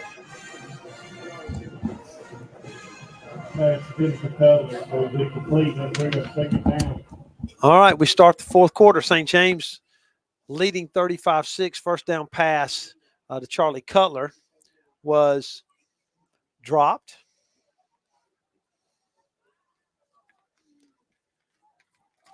It'll be second down and 10. Perry in the gun again. A little sweep play off left tackle, and that's going to be a first down. Nice running by Grant Phillips. There's a flag down. Across the way. They got St. James for illegal motion. All-star against St. James. Phillips picked up the first down. That's going to be nullified. That might have been due to some of the confusion on the previous play. It looked like, again, they had an illegal formation. Had too many people on the backfield. Whoever was lined up on the far side didn't get all the way up on the line, so they had 5 men in backfield. And they only let you have 4. You know, sometimes I can be criticized for, not saying the score enough, and then sometimes people aren't listening carefully because I'm saying the score. It's 35-6. Pruitt Connor sprinting to the corner. Going to be pulled down near the original line of scrimmage, so it'll be third and about 10. Because I'm certain, and I'm looking at Coach Perry, who pays really close attention to everything I say. I'm certain I said the score at the end of the quarter. I'm looking at him. He shrugs his shoulders. He wasn't listening either. It'll be third and 10 Trojans, the ball at midfield. Again, next Friday night, JR, Brad, and Charlie will join you and Steve Cutler will join. Well, Charlie will be playing tight end, but Steve Cutler, Brad Armagost, and JR Brown will join you from Trinity Presbyterian, where St. James and the Wildcats will meet. This one's blown dead before it can be snapped. St. James delay a game. How many penalties, JR? That makes, let's see, that's 8 penalties now. All of the small variety except for that the taunting penalty.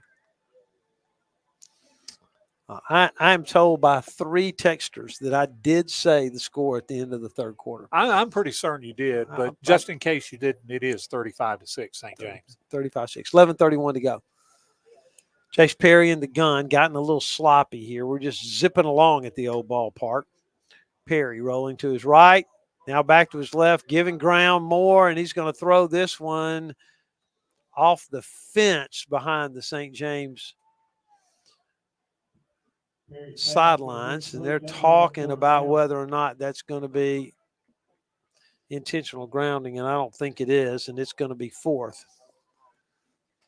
Is this the first punt of the night? I believe it is. It is the first punt of the night by the Trojans.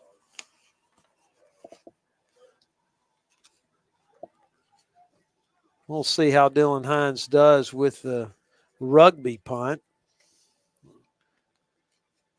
Trojans averaging 38 yards on 17 punts so far this season. And the snap rolls back to him, but Hines takes his time and boots that baby away. Fair catch is signaled for and taken inside the 15. What a nice kick. Goes to the 11-yard line. It'll be first down 10 for your Talladega. I will tell you that's one of the things that Coach Blackwell was a little concerned about tonight with the absence of C.J. Edwards was the snap. And Hines just sought out Shalata, who snapped it and put his arm around him and said, Andrew, everything's fine. I scooped it up, booted it away. What are they talking about now? The white hat talking it over near the 15. We've got offsetting personnel, offsetting unnecessary roughness penalties out there. But at least this time it's after the play, so it won't negate that fine punt. I'm gonna say something to the St. James family. Thankful for the people who are here. this wasn't much of a St. James crowd. Next Friday night, if you're part of St. James Nation, you play Trinity next Friday night. Get off the couch and get out to the football stadium. This is a team that is improving every week, and next Friday night ought to be a good one. I think Talladega may have moved before the snap. I say this all the time when the game kind of slows down. The late, great Skip Carey, the Braves announcer for about 35 years, on nights like this when the game slowed down, used to sarcastically say, "We're just zipping along at the old ballpark." Coach, I'm not sure what time I'm going to get you home. I'm not sure what time I'm going to get you home. Straight ahead is the running back. That's Moten. Back near the original line of scrimmage. Gets it back to the original line of scrimmage. And you talk about your pet peeves. One of my pet peeves is having to play games on Thursday night, and games like this that drag on. Oh, yeah. For school, that's one reason why we shouldn't play on Thursday night. Looks like Talladega's going to take a timeout. We'll take a break with them. St. James leads 35-6. We'll be right back. I'm Cliff Meidel, two-time Olympic athlete in the sport of sprint kayaking. In 1986, my life changed forever when I struck 3 buried high-voltage cables while working on an excavation site. 30,000 volts of electricity blew through my body. I'm lucky to be alive and able to walk again. Accidents like mine can be avoided with a simple call to 811. Accidents can happen to anyone. Know what's below. Always call 811 before digging. Brought to you by Alabama 811.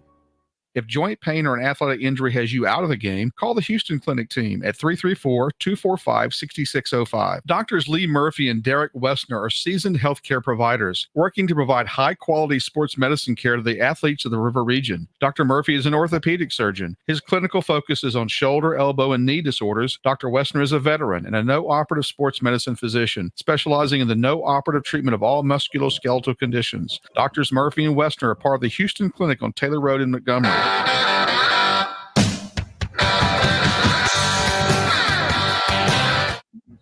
Second down and 9. The quarterback, Lyles, is going to scramble and pick up a first down. He's hit near the 30-yard line by Henry Wright. Mark it right at the 30, but that is a first down for Talladega. Ball's at the 29 officially. The nice tackle out there by Henry Wright.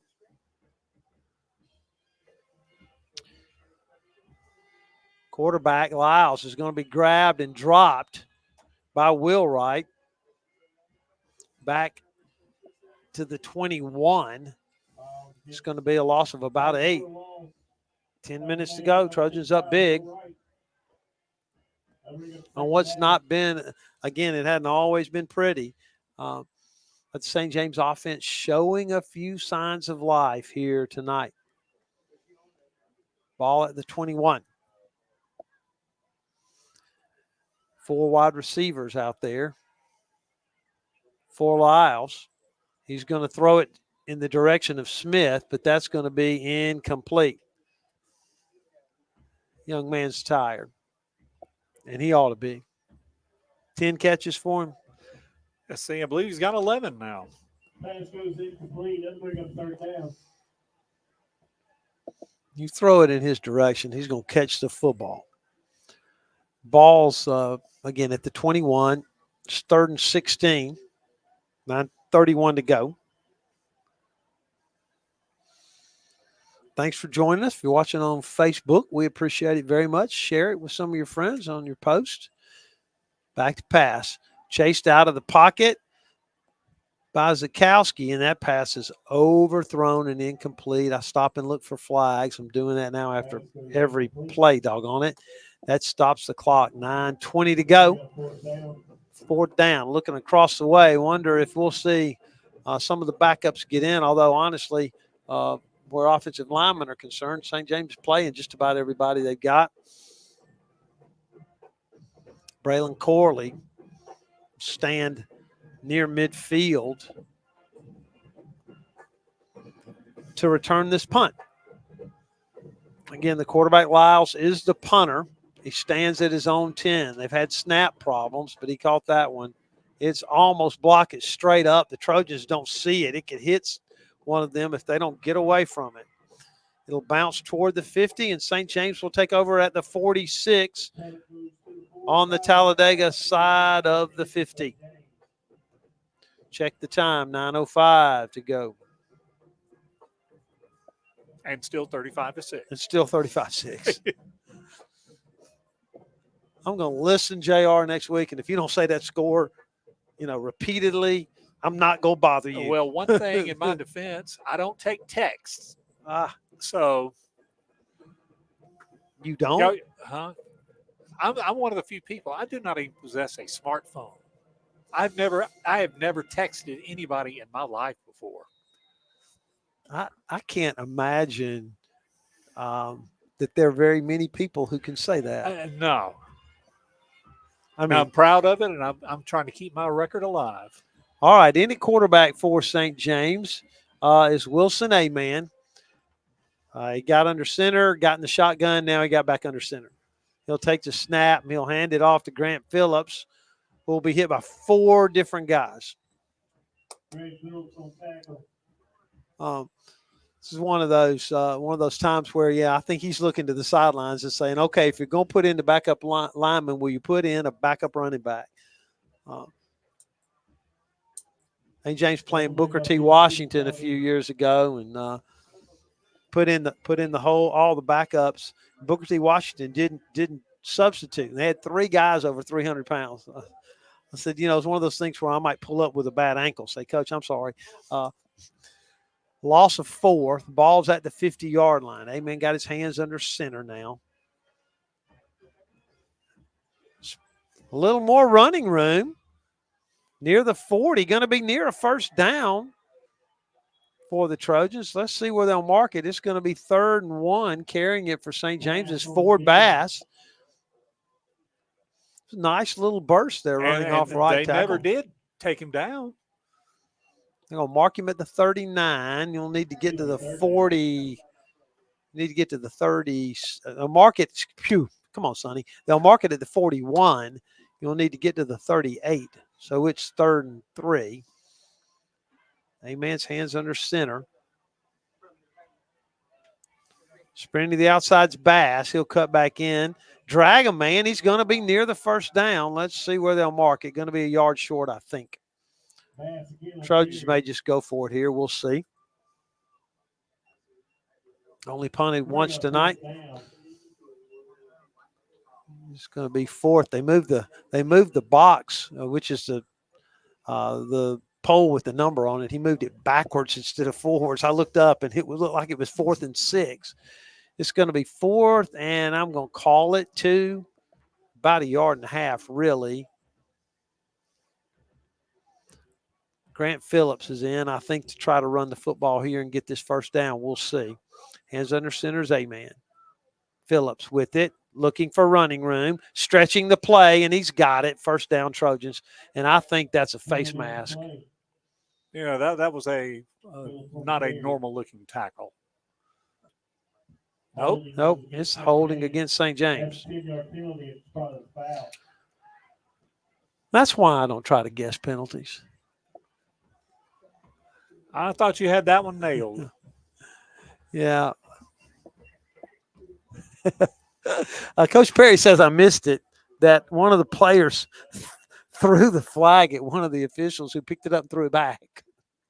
I think everybody's getting a little tired. 6:43 to go. Trojans lead 35-6. I feel a little silly saying the score, constantly. Become a little self-conscious of it. I think the Trojans are going to punt. It's 4th down. That'll be the first 3 and out of the night, although Trojans did fumble once on first down. It's Dylan Hines, kick it for the Trojans. He's a junior. He's going to be a fine kicker next season. He booted that one Fair catch, sign given. Trojans chase it. Can they get it out of bounds? I think that's out so. inside the 1 yard line. Nope, they're going to call it a touchback. And St. James cover man not happy, pleading this case. He may one day be a lawyer, but he's not going to win this argument. In fact, they're saying, hey, get back over there. 6:06 to go. We'll see if this is going to be the Heat timeout. It is. It's the Heat timeout. We'll take a break. We'll be right back. St. James leads 35-6. This is Trojan football on RBZ. Go, go, go. That's life. And at CB&S Bank, we help you keep up. We're redesigning financial freedom with the most sophisticated digital products. Check balances, pay bills, transfer funds, manage your card, and even deposit checks from wherever you are. Make purchases using your CB&S Bank debit card through your mobile device with Mobile Wallet in participating stores and restaurants. Learn more at cbsbank.com. Charges and fees may apply from your cellular service provider. Contact your service provider for information. Member FDIC. Adams Drugs is proud to be a sponsor and partner with the St. James football program. We have served families of the River region for over 62 years. At Adams Drugs, we take pride in our excellent customer service and our commitment to the community. We offer wellness screenings, compounding, immunizations, a specialty pharmacy, and delivery service, just to name a few. Let Adams be your pharmacy choice. Visit us at adamsdrugs.net for the location nearest you.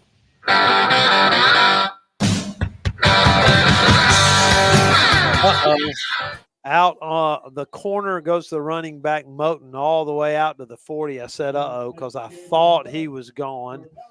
St. James subbing liberally out there, really all clean white jerseys out there now.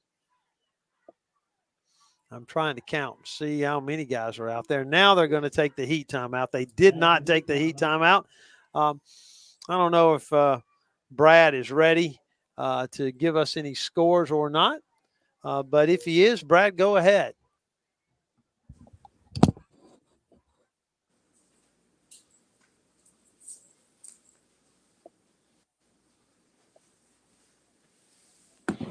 All right, I'm taking that as a no.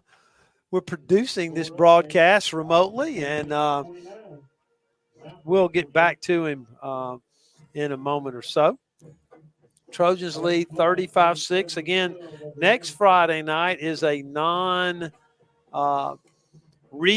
night all over the state. And so St. James will play Trinity, who's winning tonight, and they'll come into the game next Friday with a 4-1 record. Trojans should be 3-2 unless we see the collapse of all collapses. First down from the Talladega 41 for the Tigers.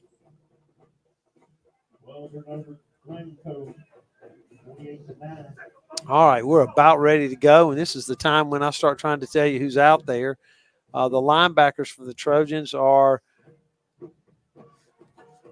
I could see their numbers a second ago. JT Burton playing one linebacker. We'll get the others in a second for the Trojans. Quarterback is going to keep it, and if the Trojans don't chase him down, he's gone. He went out of bounds. Jackson Clifford forced him out there. In the secondary, Luke Robbins, along with Henry Wright.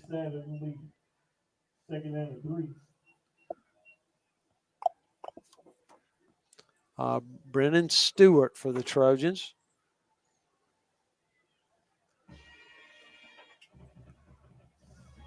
Running off right guard. Across the 40, down to the 30. A tackle's missed. That's the running back, Moten. And St. James JV guys just doing the best they can, and this is great experience for them. If one of those things where if Talladega punches it in, they just punch it in. You're trying to get some experience for your guys. Holden LaPresse in there at defensive end for St. James. Snap is high, bounced off the quarterback's hands and taken by the running back. He broke a tackle. Trojans may get him down all the way back at the 30. And that's the old announcer, Keith Jackson, would say he's dropped by a host of Trojans. Jake Green on the stop, along with John Dollar for St. James. They'll mark it at the 26. I'm not good at this camera stuff. If you're watching on Facebook, I'm going to have to get a camera assistant. All right, it's second down. A loss all the way back to the 26. Quarterback is Lyles. Back to pass. Looking, he's going to throw it to Smith to nobody's surprise. See if the Trojans can get him down. They'll push him out of bounds inside the 20. Coverage out there by Brennan Stewart. They'll mark it at the 18. It's third and about 9. More substitutes for St. James. Quarterback Lyles has got it, sprinting near the 10. Missed a tackle, bumped him out of bounds. Sounds like a chant. Missed a tackle, bumped him out of bounds. That does. Very good. You got the rhythm in you. Yeah.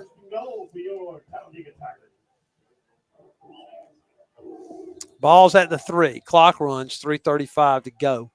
Trojans lead 35-6. And looks like St. James may have taken a timeout.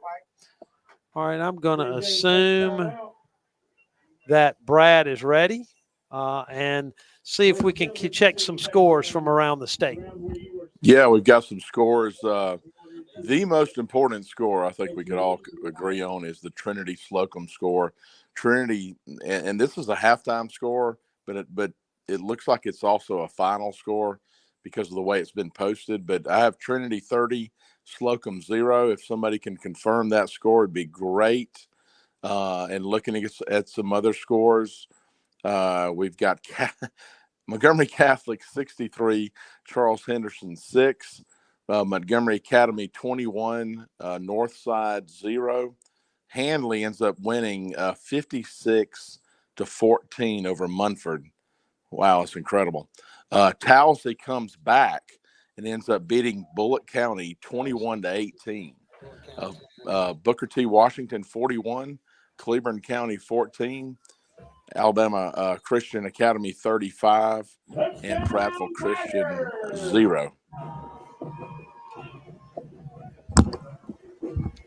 Brad, thanks very much. While we were checking those scores, Talladega punched it in from the 3, and it's 35-12 with 3:25 to go.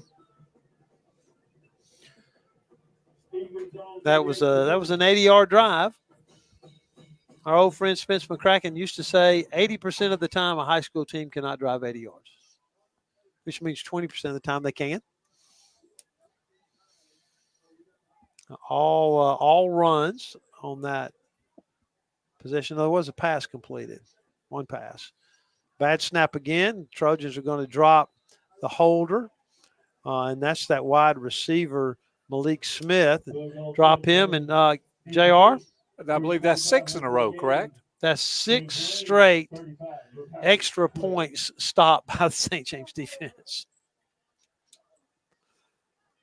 Trojans ought to get the football here and hopefully can make a first down, run the clock out. And I guess on the other hand, we don't want to make it a jinx, but St. James is perfect this year on several 2-point conversions. Plus, Dylan Hines hasn't missed an extra point, and he's had some snaps that have given him the chance to miss them, but he's converted all season. So let's keep it up.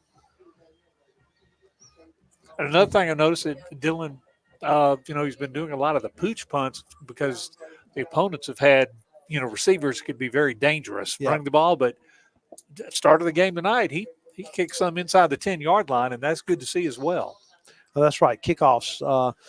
St. James often kicking directional short punch to cover, and then, as you said, a couple of kicks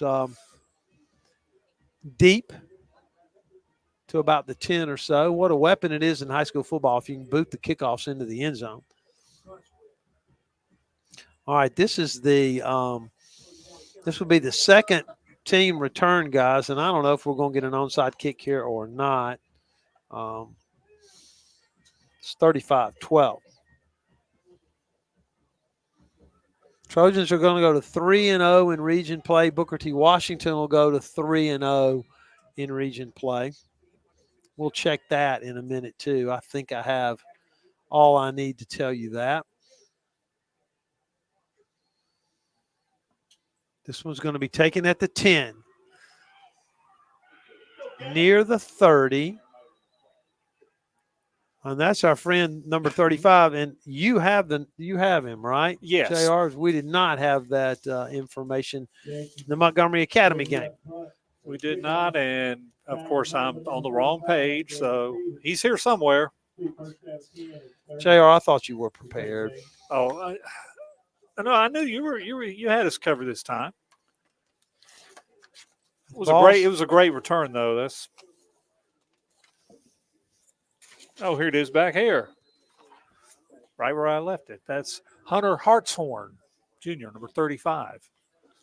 Gets credit for a 20-yard return. All right, I'm going to be able to give you the region standings here in a second after this play. Amen still in at quarterback, hands under center. Sprinting, there he goes to the corner. Dropped right at the line of scrimmage. And that's Hartsog, really. Right. All right, let's see. St. James at 3-0. Booker T. Washington at 3-0. And they were the only two undefeated teams after 2 games in the region. Handley and Tallahassee at 2-1. Bullitt County and Cleburne County at 1-2. And Talladega and Munford at 0-3. There will not be a test. Clock at 2.5 to go. Trojans up 35-12.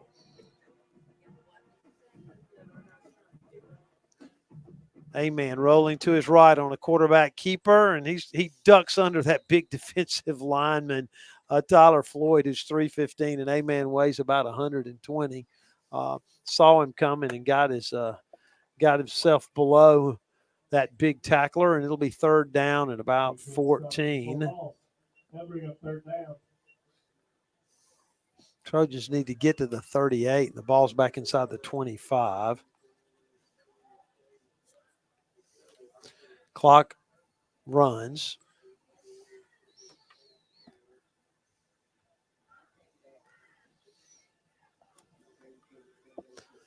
Trojans back out over the ball. Amen hands under center. He'll hand this one off, looking for running room, pull down his Bass. It's going to be another loss. Trojans will have to boot it away. And we got 4th down.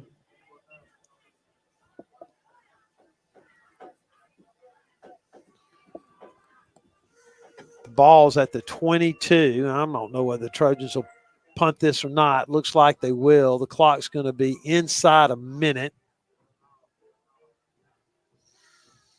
They'll probably just let the play clock expire on purpose this time, and the 5 yards really won't make much of a difference, or they may call a timeout. Yeah, St. James had a timeout left, and they'll call it there. Let me give you that again on the standings in Region 3. It's St. James and Booker T. Washington at 3-0, and then right behind them, Handley and Tallahassee at 2-1. Beyond that, Booker T. Washington and Cleveland County at 1-2. Bullitt County at 1-2. So those would appear to be the 6 teams vying for 4 spots in the playoff. St. James, after the non-region game next week, will have 4 region games left: Cleburne County and Munford, and then Tallahassee and Booker T. Washington. So certainly have your work cut out for you, but time to continue to make improvements for the Trojans. All right, we're back from the timeout. Looks like that Hines is going to boot it away for St. James. He stands inside his own 10.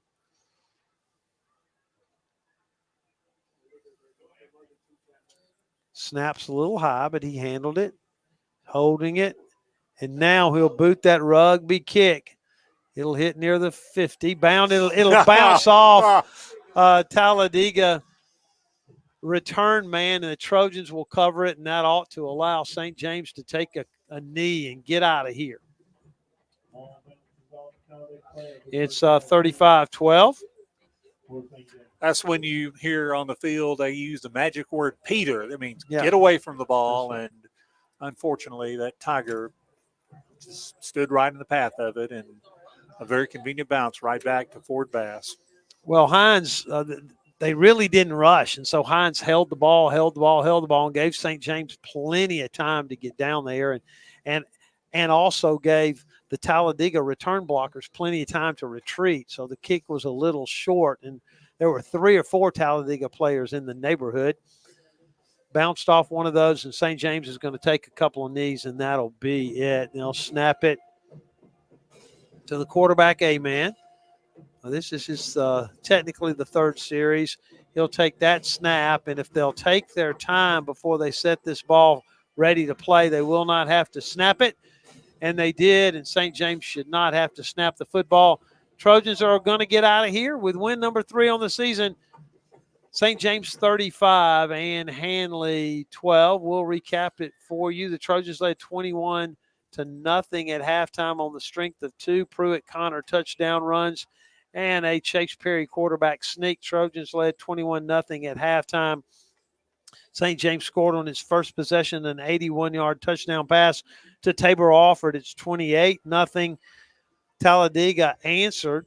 Lyles with a touchdown pass to Smith, making it 28-6. The extra point, no good. Trojans scored on their next possession, a 50-yard touchdown run by Phillips. It was 35-6. And then later in the half, Talladega scored on an 80-yard drive against the Trojans' backups. That extra point was no good in the final score, 35-12. We're going to take a quick 2-minute break. We'll be back in 2 minutes. We'll look at the statistics, peek ahead to next week, and we'll get out of here and head toward home. Final score, St. James 35 and Talladega 12. This is St. James football on RBZ.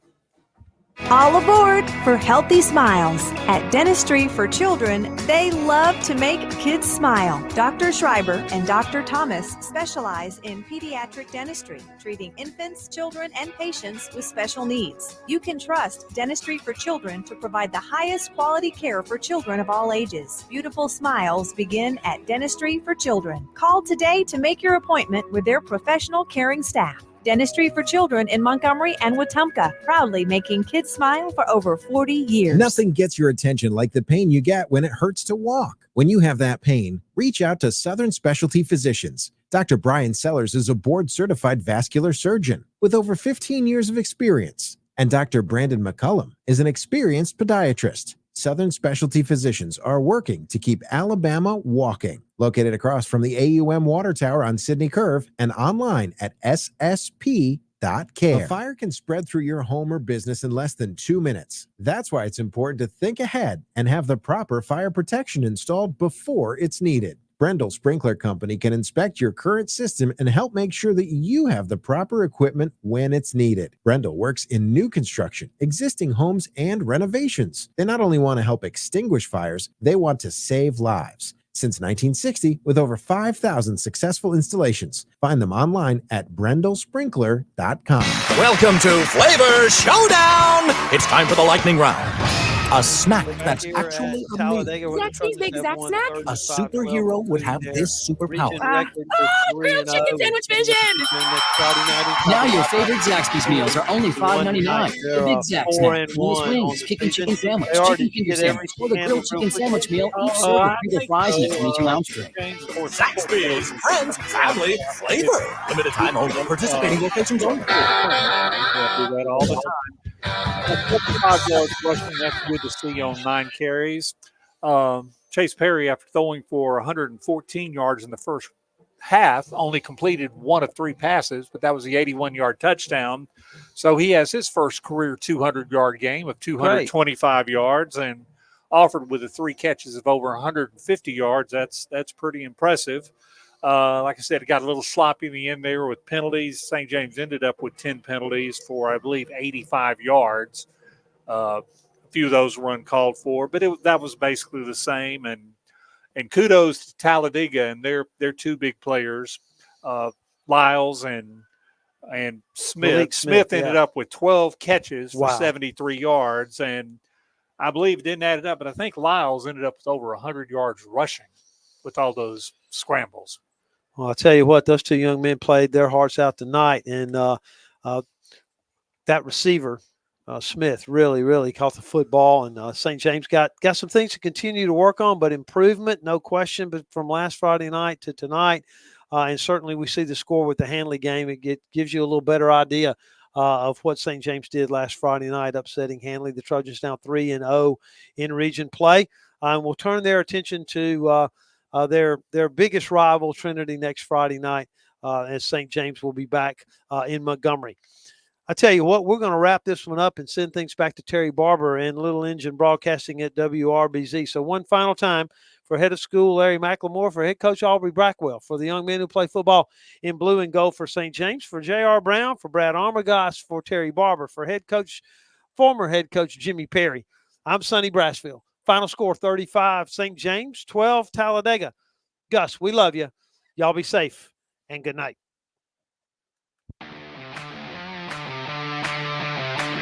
Thank you for listening to tonight's St. James Trojans broadcast.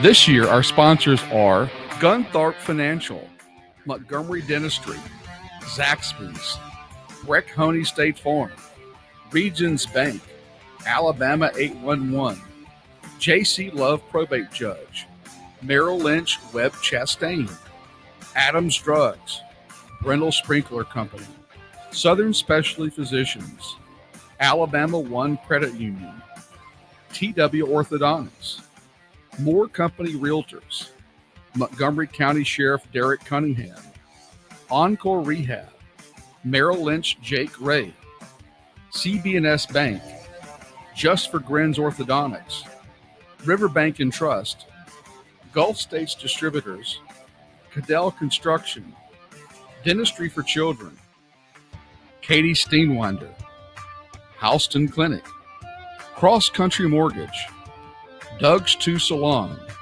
and Montgomery Paint and Body. Join us again next week for another night of exciting St. James Trojans football on WRBZ